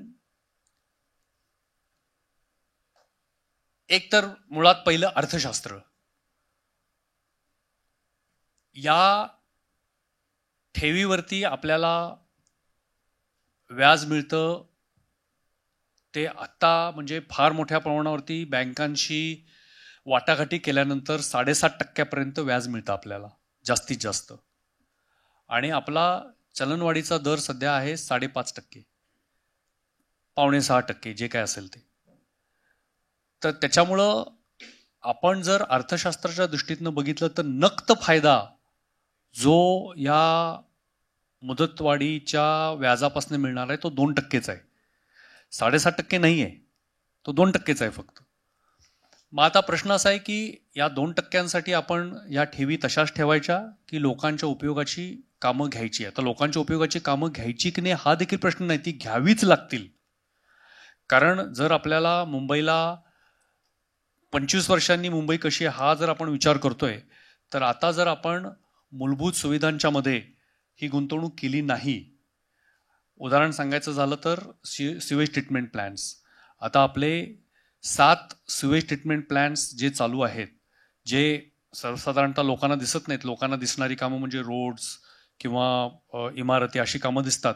सिवेज ट्रीटमेंट प्लॅन्ट हे अत्यंत कुठंतरी दुर्गम ठिकाणी चालू असल्यामुळे ते दिसत नाहीत, पण शहराच्या आरोग्याच्या दृष्टिकोनातून अत्यंत महत्त्वाचं काम आहे की ज्याच्यावरती आता आपण जवळपास 20,000 कोटी रुपये खर्च करतोय. तर त्यामुळे ही मूलभूत सुविधांची कामं जी आहेत ह्याच्यावरती खर्च वाढणारच आहे. आणि हा खर्च शेवटी वाढत असताना महापालिकेला उत्पन्नाच्या मर्यादा असल्यामुळं काही प्रमाणामध्ये मुदतबंद ठेवी या आपल्याला तोडून तो पैसा वापरावाच लागणार आहे. पण हे करत असताना अजून काही आम्ही क्रिएटिव्ह पद्धतीने निधी उपलब्ध करून घ्यायचे नवीन नवीन जे मार्ग आहेत त्याचा देखील आम्ही प्रयत्न करतोय. आणि मला वाटतं मुंबईची जनता सुद्धा पैसा द्यायला महापालिकेला काही हात आखडता गेला असं मला वाटत नाही. तर फार काही कर देखील वाढवलेले नाही आहेत. तसं बघायला गेलं तर. पण मूलभूत सुविधांच्या मधली ही गुंतवणूक आपल्याला करावीच लागेल. त्याशिवाय आपल्याला, पण त्याचा फायदा हा कदाचित प्रत्यक्ष महापालिकेला लगेच मिळणार नाही, पण शहराला तर मिळेलच. शहराची अर्थव्यवस्था जी आहे ती अर्थव्यवस्था सुधारेल आणि कदाचित लॉंग टर्ममध्ये त्याचा फायदा महापालिकेला देखील होणारच आहे. मी आता आपल्या समारोपाकडे येतोय. मुंबईतली वाहतूक व्यवस्था जी आहे ती एक जगातली सर्वोत्तम वाहतूक व्यवस्था म्हणून पाहिलं जातं. मग रेल्वे असेल, बस असेल, BSTचा खूप मोठा त्यामध्ये वाटा आहे. बेस्ट हा उपक्रम खरंच बेस्ट आहे, पण तो काळाच्या ओघात गुंडाळला जाईल असं तुम्हाला वाटतंय का? नाही, काय परिस्थिती तशी दिसते. नाही. त्यातलं खाजगीकरण आणि तुमच्यावर एक ठपका ठेवला जातो की तुम्ही बिल्ड, ऑपरेट आणि ट्रान्सफरच्या कडे खूप जाताय किंवा खाजगीकरणाकडे जाताय असं, किंवा त्याच दृष्टीने विचार करताय असं म्हटलं जातं. काय खरं आहे? नाही, दोन तीन गोष्टी आहेत. एक, बेस्टचा खाजगीकरण हा काही म्हणजे महापालिकेशी संबंधित विषय नाही. तो बेस्टचा स्वतःचा विषय आहे. ते एक स्वायत्त संस्था आहे. त्यामुळं, आणि तसा खाजगीकरणाचा काही त्यांचा विचार आहे असं मला वाटत पण नाही. काही रूट्स म्हणजे वेट लीज पद्धतीचे जे म्हणतात त्या पद्धतीनं केला असेल तरी मोनोपॉली शेवटी बेस्टचीच आहे. त्याच्यामुळं बेस्टचं खाजगीकरण होतंय किंवा काय असं मला वाटत नाही, किंवा महापालिका त्याच्यामध्ये काही हस्तक्षेप पण करत नाही, पहिली गोष्ट. दुसरी गोष्ट, महापालिकेचे जे काही उपक्रम आहेत त्याच्यामध्ये निश्चितच काही प्रमाणामध्ये खाजगीकरण करण्याचा आमचा प्रयत्न आहे, इच्छा आहे, आणि त्या दृष्टीने आमची नियोजन पण चालू आहे. ते कुठल्या गोष्टी आहेत त्या? एक तर मुंबईमधलं खाजगी क्षेत्र हे देशामधल्या अन्य कुठल्याही खाजगी क्षेत्रापेक्षा अधिक सक्षम, अधिक रिस्पॉन्सिबल आहे असा आमचा स्वतःचा अनुभव आहे आणि आपल्या सगळ्यांचा अनुभव असेल. त्यांना आरोग्य सेवेमध्ये असेल किंवा शिक्षणामध्ये असेल, CSRच्या माध्यमातून किंवा कॉर्पोरेट क्षेत्राच्या माध्यमातून मोठ्या प्रमाणावरती गुंतवणूक करायची. आणि ही गुंतवणूक फक्त पैशाची गुंतवणूक नाही आहे, ही संसाधनांची पण गुंतवणूक आहे. संसाधनांची गुंतवणूक म्हणजे काय तर त्यांचे जे काही व्यवस्थापकीय गुण असतील ते गुण आणि मॅनपॉवर हे देखील मोठ्या प्रमाणावरती खाजगी क्षेत्रातून आपल्याला मिळू शकते. असं असताना प्रत्येक गोष्ट महापालिकेनेच करायला पाहिजे आणि खाजगी क्षेत्राला पूर्णपणे बाहेर ठेवायला पाहिजे, हा नाही. कुठंतरी आपल्याला मध्यम मार्ग काढला पाहिजे. खाजगी क्षेत्राची जास्तीत जास्त मदत घेतली पाहिजे. म्हणजे ज्या आपल्या आरोग्य व्यवस्था असेल, समजा आता आरोग्य व्यवस्थेचं उदाहरण मी फक्त एक देतो, कारण नाहीतर चर्चा आपली फार जास्त लांबेल. आरोग्य व्यवस्थेमध्ये खाजगीकरण असं ज्या वेळेला आम्ही म्हणतो त्यावेळेला एक गोष्ट या ठिकाणी मी स्पष्ट करू इच्छितो की मुंबई महापालिकेच्या आरोग्य व्यवस्थेवरती ताण आहे ही वस्तुस्थिती जरी आपण मान्य केली तरी गेल्या 5 वर्षाचा पण नाही, जवळपास 10 वर्षाचा जो काही डेटा आम्ही गोळा केलेला आहे त्या डेटावरनं हे स्पष्ट होतं की आपली बेड ऑक्युपन्सी जी आहे मुंबई महापालिकेची, ही बेड ऑक्युपन्सी फक्त 60% आहे. 60%. 60%च्या पेक्षा जास्त नाही आहे. ह्याची कारणं काय तर आपण क्षमता जास्त निर्माण केली, नंबर 1. नंबर 2, आपल्यासमोर जे काही चित्र निर्माण होतं ते OPD किंवा काही ठराविक वॉर्ड. आता ठराविक वॉर्ड म्हणजे गायनीचे वॉर्ड असतील किंवा जनरल मेडिसिनचे वॉर्ड असतील, इथं फार मोठ्या प्रमाणावरती गर्दी असते. पण त्याचबरोबर बाकीच्या वॉर्डमध्ये आपली ऑक्युपन्सी 40% किंवा 50% एवढीच आहे. तर ओव्हरऑल आपली ऑक्युपन्सी जी आहे, बेड ऑक्युपन्सी मुंबई महापालिकेची, ही 60%च आहे. तर म्हणून आमचा असा विचार होता की 60% जर बेड ऑक्युपन्सी असेल तर तेवढी संरक्षित करून नवीन जी आपण निर्माण करतोय, नवीन बेड निर्माण करतोय, तेवढे फक्त खाजगी करावेत. म्हणजे खाजगी करावेत म्हणजे जी काही आत्ताची मूलभूत व्यवस्था आहे ती खाजगी करावी असं नव्हे. नवीन जी निर्माण व्यवस्था आपण करतोय, कारण शेवटी मुंबई महापालिका आरोग्यावरती आज 7,500 कोटी रुपये खर्च करते, पण ती भविष्यामध्ये किती खर्च करत राहणार त्याला देखील मर्यादा आहे. त्यामुळे नवीन ज्या व्यवस्था होत आहेत त्या नवीन व्यवस्थेमध्ये खाजगी सहभाग घ्यावा. आणि खाजगी सहभाग घ्यावा म्हणजे तो सार्वजनिक जे न्यास आहेत किंवा ट्रस्ट आहेत त्यांच्या माध्यमातून घ्यावा. खाजगी घ्यावा म्हणजे काही प्रॉफिट मेकिंग कंपनीकडनं घ्यावा असं नाही आहे. तर त्या दृष्टीनं आमचे प्रयत्न चालू आहेत. या महापालिकांची दुःख असतात, स्थानिक स्वराज्य संस्थांची काही दुःख असतात. तुम्ही मंत्रालयात प्रदीर्घ काळ काम केलेलं आहे. तुम्हाला असं वाटतं की मंत्रालयात बसलेल्या 6व्या माळ्यावरच्या राजाला ती सगळी दुःख दिसत असतात आणि त्याचा न्यायनिवाडा तो करत असतो?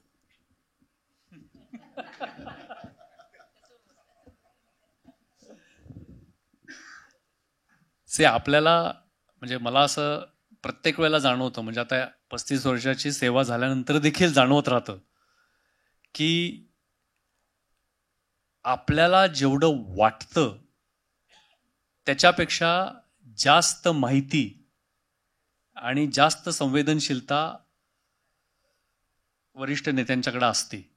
बऱ्याच वेळेला आपण वाटतं की त्यांनाही माहिती असेल की नाही, पण अर्थात माहिती असणं म्हणजे प्रत्येक वॉर्डमध्ये काय चाललंय ह्याची माहिती असणं असं नव्हे, पण सर्वसाधारणपणे ज्या समस्या आहेत शहराच्या, तर त्याची जाणीव, त्याची माहिती ही असती आणि त्या पद्धतीनं त्या ठिकाणी नियोजन करण्याचा त्यांचा प्रयत्न देखील असतो. तुमची कारकीर्द ही नारायण राणेंपासून सुरू झाली आणि आता देवेंद्र फडणवीसांपर्यंत किंवा एकनाथ शिंदेपर्यंत ती होती. मी असं विचारणार नाही की, कारण तुम्ही माझे मित्र आहात, मी काही अडचणीचे आणि अगदीच काहीतरी उद्या वेगळीच हेडलाईन चालेल असे प्रश्न नाही विचारणार, की तुम्हाला कोणता मुख्यमंत्री आवडला वगैरे असं नाही विचारणार. पण हे जे एवढे आतापर्यंत मुख्यमंत्री पाहिलेत, एकेका ओळीत किंवा 3 ते 4 शब्दांमध्ये त्यांच्या कार्यशैलीचं आणि व्यक्तिरेखेचं वर्णन तुम्ही कसं कराल? आपण सुरुवात करूया नारायण राणेंपासून. नाही, असं आता प्रत्येकाच्या बद्दल सांगणं कदाचित औचित्यपूर्ण होणार नाही, पण प्रत्येकाची काम करण्याची एक स्वतःची पद्धत. आता जसं राणेसाहेबांच्या बद्दल बोलायचं झालं तर प्रचंड काम करण्याचा उत्साह, एनर्जी ज्याला आपण म्हणतो, प्रचंड एनर्जी. मी विलासराव देशमुख साहेबांच्यावर देखील काम केलं. त्यांना असणारी महाराष्ट्राची पूर्ण जाणीव, त्यांची ती काम करण्याची हातोटी, त्यांची विनोद शैली, आणि ते नेहमी म्हणायचे की मी माणूस वाचतो, फाईल नाही. फाईल नंतर येईल, पण मी माणूस वाचतो. त्याच्यानंतर फडणवीस साहेबांच्या बद्दल तर म्हणजे बोलण्याचा काही हेच नाही. म्हणजे त्यांचा अनुभव, त्यांचा अचाट कार्यक्षमता ही तर वर्णनाच्या पलीकडची आहे. जोशी साहेबांच्यावर मी प्रत्यक्ष काम नाही केलं आणि एकनाथ शिंदे साहेबांच्याबरोबर काम केलं.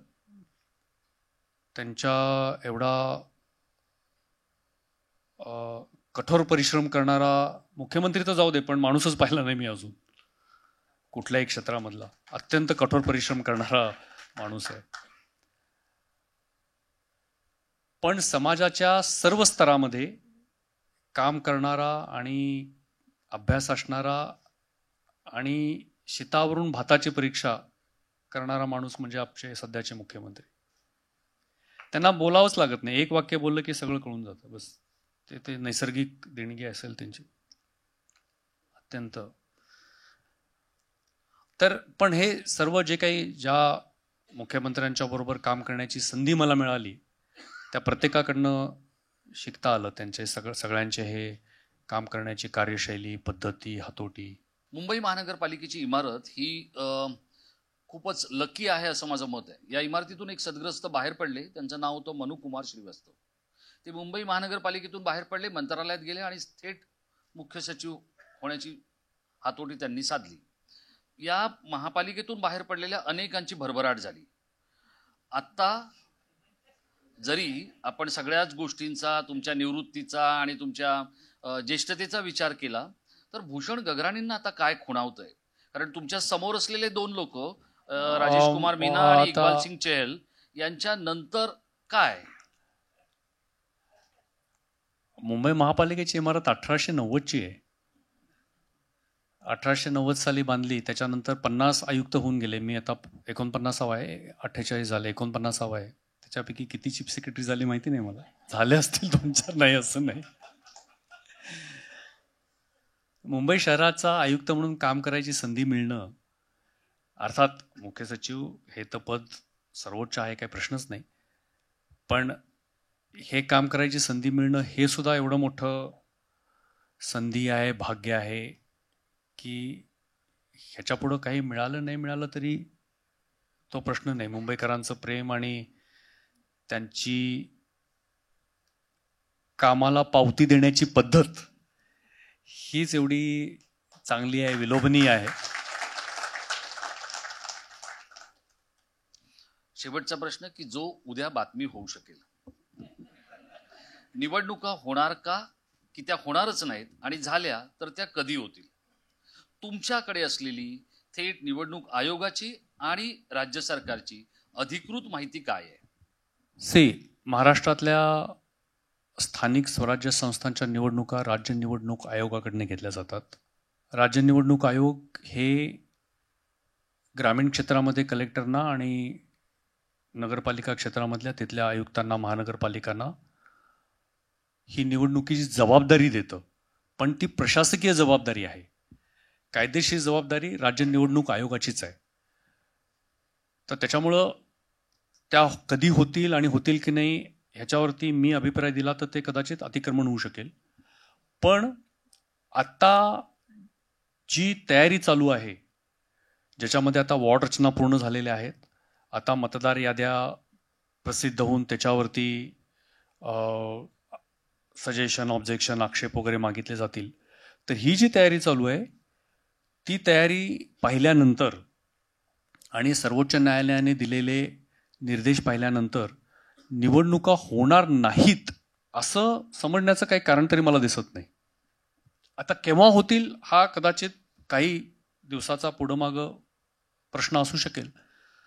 पण राज्य निवडणूक आयोगाला बाकी पण बऱ्याच गोष्टी विचारात घ्याव्या लागतात. जसं बिहारची आता निवडणूक आहे, त्याच्यानंतर सणासुदीचा हंगाम आहे, त्याच्यानंतर राज्य विधानसभेचं अधिवेशन आहे. ह्या सगळ्या गोष्टी राज्य निवडणूक आयोग विचारात घेऊनच निवडणुकीची आखणी करेल.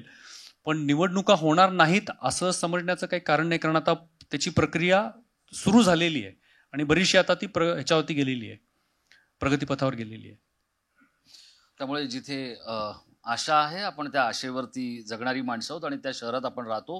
आता आपण मुलाखतीचा कार्यक्रम पूर्ण करणार आहोत, पण त्याच वेळेला ही आरोग्यसेवा किंवा BST ही चालवणारी जी काही मंडळी आहेत, प्रातिनिधिक मंडळी, त्यांचा आपण एक छोटेखानी सत्कार करणार आहोत आणि तो तुमच्या हस्ते करावा अशी आमची विनंती आहे.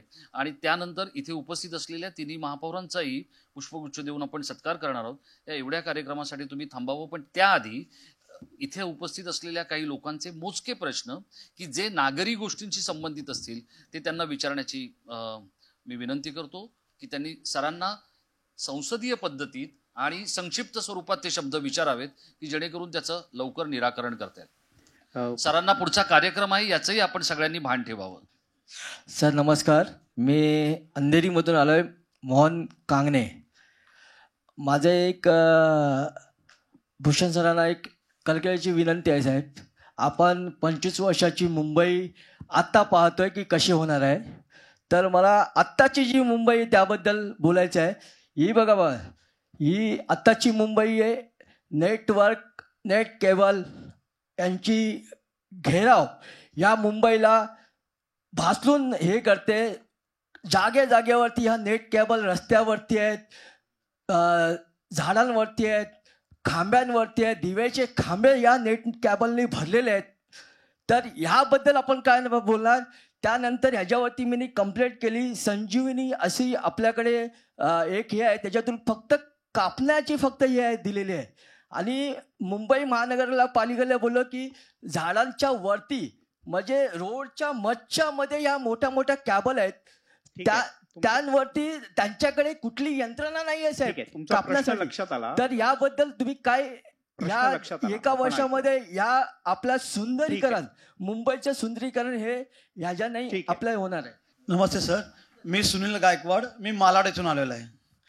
मालाडची परिस्थिती आणि कांदिवलीची परिस्थिती दोन्ही दक्षिण विभाग आणि याच्यामध्ये मी राहत असल्यामुळे तिथे ट्रॉफिक जाम, घन कचरा विभाग, समस्याच कचऱ्याचा प्रश्न एवढा मोठा आहे की गेल्या 5 वर्षात तिथे घाणीचं साम्राज्य झालेलं आहे. तिथे स्वच्छता होत नाही. पाणी पुरवठा गेल्या 5 वर्षापासून तिथे पाणी पुरवठा झालेला नाही. सर छोटासा प्रश्न आहे. कुर्ला एलवाडमध्ये आम्ही 159 मधून आलोय सर. फुटपाथच्या कंप्लेंटी भरपूर केल्या सर. पूर्ण मुंबईमध्ये आज लोकांना चालण्यासाठी फुटपाथ कुठेच रिकामा राहिलेला नाही सर. आणि ही गोष्ट साहेब तुम्हाला माहीत आहे, सर्व आयुक्त सहाय्यक आयुक्तांना पण सुद्धा माहीत आहे. आज मुंबईची जी समस्या आहे त्याच्यामध्ये आम्ही बऱ्याच तक्रारी केल्या पोलिसांना की रोडवरती जे झेब्रा क्रॉसिंग पट्टे आहेत ते पण नाही. पोलीस डिपार्टमेंट सांगतं की लेटर तुम्ही BMCला द्या, BMC परत सांगतं तुम्ही पोलिसांकडून NOC द्या. त्याच्यामध्ये आमच्यासारख्या सामान्य लोकांना तर त्याच्यात काय न्याय मिळत नाही. तर झेब्रा क्रॉसिंग जर पूर्ण मुंबईमध्ये सर तुम्ही आज स्वतः गाडी घेऊन कुठे कुठे फिरता, झेब्रा क्रॉसिंग सर रोडवरती कुठेच नाहीये, तो एक करा. दुसरी गोष्ट सर फुटपाथ आम्हाला रिकामे करून द्या. साहेब नमस्कार, माझं नाव मिलिंद पांचाळ. माझी मुख्यतः जो प्रश्न आहे माझा तो हिंदमाता येथे जे पाणी साचतंय दर व पावसाळ्यात, त्याच्यावर लाखो करोड रुपये आतापर्यंत खर्च गेले. हां, तर खर्च तर ह्या समस्ये निवारण कधी होणार आहे याबद्दल तुम्ही. मागील माझी 3री पिढी आहे, मी व्यवसाय करतो फेरीचा. सर असं झालं मालाडमध्ये बऱ्याच दिवसापासून महानगरपालिका सतत कारवाई करते. आज तोंडावर दिवाळी येते साहेब, तर आज जर सणासुदीचे आमच्या लोकांना धंदे लावायला भेटणार नाही, काय करायला भेटणार, तर आमच्या मुलाबाळांचे शिक्षणाचं आमच्या घरात गोड दिवाळी कशी होणार. एक सजेशन फॉर ॲक्शन आहे. मुंबईकरांना ही समस्या कमी जाणवते. मी कोकणातला लोकप्रतिनिधी होतो, त्यामुळे आम्हा लोकांना मुंबईत एक छोटीशी समस्या जाणवते. कदाचित तुमच्या माध्यमातून ती पुरी होऊ शकेल. KM हॉस्पिटलचा जो कॉरिडॉर आहे, KM त्याच्या बाजूला असलेलं टाटा वाडिया, हा हॉस्पिटलचा भाग आहे सगळा. आणि मुंबई सोडून जी बाहेरची मंडळी येतात त्यांना त्या ठिकाणी मुंबईत राहण्याची व्यवस्था नसते. त्यामुळे सगळी मंडळी जी आजारी आहेत, कॅन्सरचे पेशंट असतील किंवा मुलं असतील, ते अक्षरशः त्या फुटपाथवरती झोपतात. आपल्यातले अनेक मंडळी त्यांच्यासाठी खूप श्रमदान करतात, त्यांना औषधं देतात, त्यांना जेवणाची व्यवस्था करतात. माझी आपल्याला सगळ्यांना एक विनंती आहे, आपले लोकप्रतिनिधी पण या ठिकाणी सगळे माझी आपण आहात, की या भागाला एक हेल्थ कॉरिडॉर म्हणून जर जाहीर केलात, एक सजेशन आहे, चांगला मुद्दा, एक हेल्थ कॉरिडॉर म्हणून जाहीर केला तर त्या हॉस्पिटलमधल्या असलेल्या जागेची एक व्यवस्था आणि आजूबाजूला जे काही बांधकाम होतं, या बांधकाममध्ये जर महानगरपालिकेने, जसं आपण TDRचा विषय केलात, काही जास्तीचा FSI देऊन ते बांधकाम जर आपण महानगरपालिकेच्या ताब्यात घेतलात तर मला वाटतं या सगळ्या पेशंटची आपल्याला व्यवस्था करता येईल. आयुक्त महोदय, आपण या ठिकाणी सांगितले सिवरेज प्रोजेक्ट्स आपण करोडो रुपये आपण खर्च केले या अगोदर, म्हणजे कुलाब्यापासनं ते मला वाटते मालाडपर्यंत आपण खर्च केलेले आहेत. तर एवढा खर्च करून समुद्राच्या पाण्याची जी क्वालिटी जी आहे ही काय त्याच्यात काय सुधारणा झालेली नाही. त्याला म्हणतात BOD म्हणजे बायोलॉजिकल ऑक्सिजन डिमांड, याच्यामध्ये काही फरक जाणवलेला नाही. गिरगावला पाण्याची क्वालिटी एक वेगळी आहे, शिवाजी पार्कचा आउटफॉल छोटा जो आहे ती पाण्याची क्वालिटी वेगळी आहे. कारण ज्यावेळी विसर्जनाला आम्ही जातो त्यावेळी तिथे आतमध्ये ते पाण्यापासून ते खाज यायला लागते अंगाला. तर एवढे करोडो रुपये खर्च करत असताना जर पाण्याची क्वालिटी जर व्यवस्थित होणार नसेल तर त्याच्यावर आपल्याला काहीतरी नियोजन करणं आवश्यक आहे. नाही, आपण म्हणता ते बरोबर आहे. आतापर्यंत आपण जे काही नियोजन सगळं केलेलं आहे त्याच्या ज्या STP असतील तर त्या सगळ्या छोट्या STP आहेत आणि कुठंही टर्शरी ट्रीटमेंट नाही आहे. त्याच्यामुळं ते BOD आणि COD जी आपली जाती तर ती त्या नॉर्मप्रमाणे अजून पाण्यामध्ये जात नाही. ते BOD COD जाण्यासाठी आपल्याला टर्शरी ट्रीटमेंट करायला पाहिजे. त्याचे आता हे सध्या 7 प्लांट चालू आहेत की ज्याच्यामध्ये जवळपास 3000 MLDच्या वरती ही प्रक्रिया होणार आहे.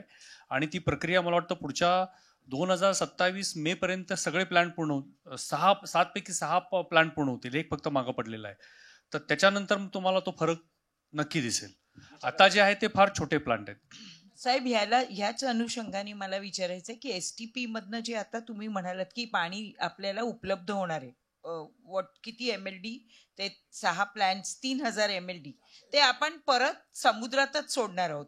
मी त्यावेळेला सजेशन दिलं होतं सभागृह नेता असताना की तुम्ही जर नवीन पाईपलाईन टाकली आणि इंडस्ट्रियल यूज करता हे पाणी जर तुम्ही उपलब्ध करून दिलं, रिसायकल पाणी, कारण सायकोलॉजिकली हे पाणी प्यायला कोणी वापरणार नाही, तर इंडस्ट्रियल यूज करता तुम्ही हे पाणी उपयोग केलात तर आपल्याला पुढे जो 25 वर्षांनी नियोजन करायचंय तर आपल्याला आतापासूनच त्याचा उपयोग करता येईल. अगदी म्हणजे योग्य सूचना आहे. त्याच्यावरती काम पण चालू केलंय आपण. आपण हे 3000 MLD पासून आपल्याला ट्रीटमेंट केल्यानंतर जे पाणी उपलब्ध होणार आहे त्यातलं 1200 MLD पाणी आपण भांडुपला नेतोय, पण ते WTP मध्ये नेत नाहीये, त्याचं वेगळं स्टोरेज आपण करतोय. आणि त्या स्टोरेज नंतर हे पाणी सगळ्यात मोठं ह्याच्यामध्ये चॅलेंज आहे की त्याची डिस्ट्रीब्युशन सिस्टीम कशी करायची, ती नाही आहे. तर त्याच्यासाठी आम्ही स्टोरेज करतोय आता भांडुपला त्याचं मोठं, ते 1200 MLD पाणी आपण तिकडं नेतोय. आणि त्यानंतर मग त्या स्टोरेजमधनं त्या वेगवेगळ्या ठिकाणी ते टँकरनी नेणं प्रॅक्टिकली शक्य नाहीये, तर त्याची सिस्टीम कशी करायची, पण त्याचं पण काम आपण ह्या STP मध्ये ऑलरेडी मंजूर केलेलं आहे आता. प्रोडक्शन कॉस्ट काय असणार कुठली हे जे पाणी तुम्ही आता घेणार आहात? नाही, आता हा फक्त ट्रान्सपोर्टेशन कॉस्ट झाला. ते पाणी समुद्रात फेकायच्या ऐवजी आपण फक्त वळवून भांडुपला नेतोय. हा फक्त पाईपलाईन किंवा टनेल करण्याचा कॉस्ट आहे. तो कॅपिटल कॉस्ट एकदाच होणार, त्याच्यानंतर परत नाही होणार. त्याच्यावर ट्रीटमेंट नाहीये परत कुठलीच, ती ट्रीटमेंट STP मध्येच होणार. असं कसं प्रशासकीय सेवेनंतर निवृत्त झाल्यावर लोकप्रतिनिधी बनण्याची आपल्याला इच्छा आहे का, खोडावतंय का? हा साहेब, कोल्हापूर मतदारसंघ बघायला गेला तर कुठला आहे ते तर करायला लागेल. की ना सेंट्रल गव्हर्नमेंटचं एक रूल होतं की जे बल्क वेस्ट जनरेटर आहे, जे गार्बेज 100 किलोचे जास्त आहे, त्यांना प्रायव्हेट एजन्सी उचलणार, BMC उचलणार नाही. आता अश्वनी जोशी मॅडमनी नवीन GR काढलेला आहे की ते BMC उचलणार. असा का? BMCचा लोड वाढणार, आपल्याला एक कचरा उचलायसाठी छोटी गाडी लागतात, नंतर ते मोठ्या तिकडे जातात आणि तिकडून ते कांजूरला जातात. 3दा आपण पेमेंट करतात. आता आपण प्रायव्हेटचा पण उचलला फ्रीमध्ये, तर त्या व्यवस्था कसं आपल्याला? ह्याच विषयावरून मला घनकचरा व्यवस्थापन बोलायचं आहे की आपण जर 25 वर्षाच्या नियोजना माध्यमातून मुंबईचं आपण भवितव्य बघतोय, तर मुंबईमध्ये होणारं जे कचरा आहे त्याच्यासाठी आपण डम्पिंग ग्राउंड उभे केले. आणि आता पूर्व उपनगरांना भेडसावणारा मोठा प्रश्न आहे. आता इथे आपले माजी महापौर आहेत दत्ताजी दळवी साहेब, त्यांनाही माहिती आहे की आज कांजूरची डम्पिंग आहे आणि कांजूर डम्पिंग पण आता बऱ्याच प्रमाणात तेही बंद होण्याच्या मार्गावर आहे. तर पुढचं नियोजन मुंबईकरांसाठी कसं असेल, कारण की कांजूर डम्पिंगमधून बऱ्याचशी दुर्गंधीही तिथल्या परिसरामध्ये पसरते आणि त्याचे परिणाम तिथल्या लोकांवर होते. तर त्याच्यासाठी पुढचं नियोजन कसं असेल. आणि मुलुंडचंही डम्पिंग आपण बंद केलं, त्याच्यानंतर मानपूरचंही, देवनारचंही बंद झालेलं आहे. तर त्यावरही मुद्दा लक्षात आला. आपण सरांना विचारूयात की यातल्या कुठल्या प्रश्नाबद्दल. वेळचा विषय आहे, बऱ्याच गोष्टी मी सांगू शकतो पण आता वेळेअभावी सांगता येणार नाही, पण आहे नियोजन आहे आपलं.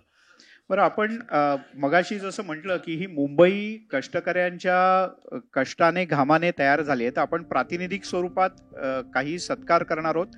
आणि माझी गगराणी सरांना विनंती आहे की त्यांनी या सगळ्यांचा सत्कार करावा.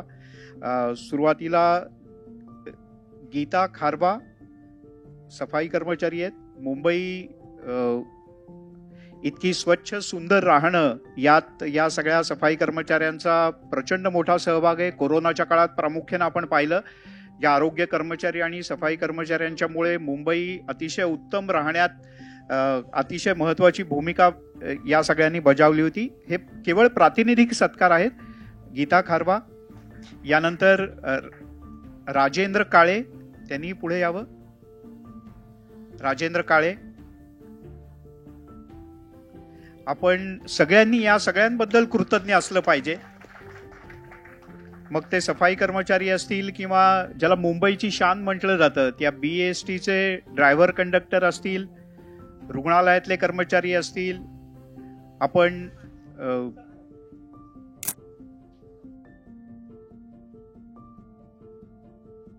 बाळूजी आपणही पुढे यावं आणि सत्कार स्वीकारावा.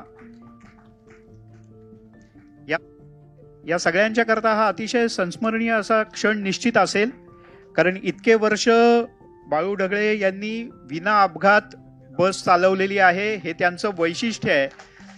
त्याकरता त्यांचं विशेष कौतुक. BSTचं ट्रेनिंग हे आशिया खंडातलं सर्वोत्तम ट्रेनिंग मानलं जातं आणि बाळू ढगळे यांनी आतापर्यंत विना अपघात बस चालवली आणि प्रातिनिधिक स्वरूपात आपण सत्कार करतोय. पुढचं नाव आहे वासुदेव राऊत. वासुदेव राऊत कंडक्टर आहेत BST मध्ये. वासुदेवजी, तुम्ही लवकर पुढे यावं आणि आपला सत्कार स्वीकारावा. त्यानंतर अनिता वायाळ. अनिता वायाळ या आरोग्य विभागात काम करतात, नर्स आहेत, त्या आया आहेत, त्यांनाही विनंती आहे की त्यांनी पुढे यावं आणि सत्कार स्वीकारावा. या आरोग्य विभागात आपली सेवा देतात आणि आपण सगळेजण यांच्याबद्दल ऋणी असलं पाहिजे की या सगळ्यांच्या घामानं कष्टानं ही मुंबई अतिशय स्वच्छ, सुंदर आणि व्यवस्थित राहते. या सगळ्यांचं योगदान निश्चितपणे मोठं आहे, यात काहीच शंका नाही.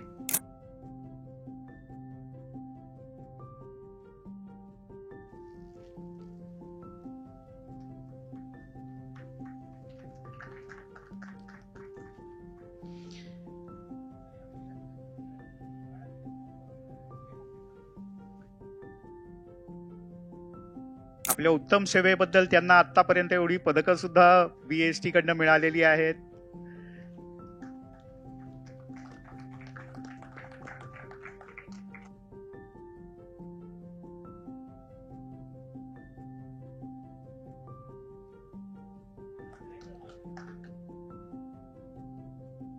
तीन माजी महापौर आपल्यात उपस्थित आहेत आणि आमदार आपल्यात उपस्थित आहे. मी राजेशला विनंती करतो की त्यांनी आमदार महेश सावंत यांना एक छोटंसं पुष्पगुच्छ द्यावा आणि यानंतर तीनही महापौरांचा सत्कार होईल. एक वेगळा योगायोग आहे की 3 माजी महापौर आणि आत्ताचे आयुक्त एका वेळेला एका मंचावर, कदाचित पहिल्यांदाच असा योग हा टाईम महाराष्ट्राच्या मंचावर आलेला आहे. मी तिन्ही महापौरांना, माजी महापौरांना विनंती करतो, माननीय दत्ता दळवी, माननीय विशाखा राऊत आणि माननीय श्रद्धा जाधव, खूप वेगळा असा हा योग.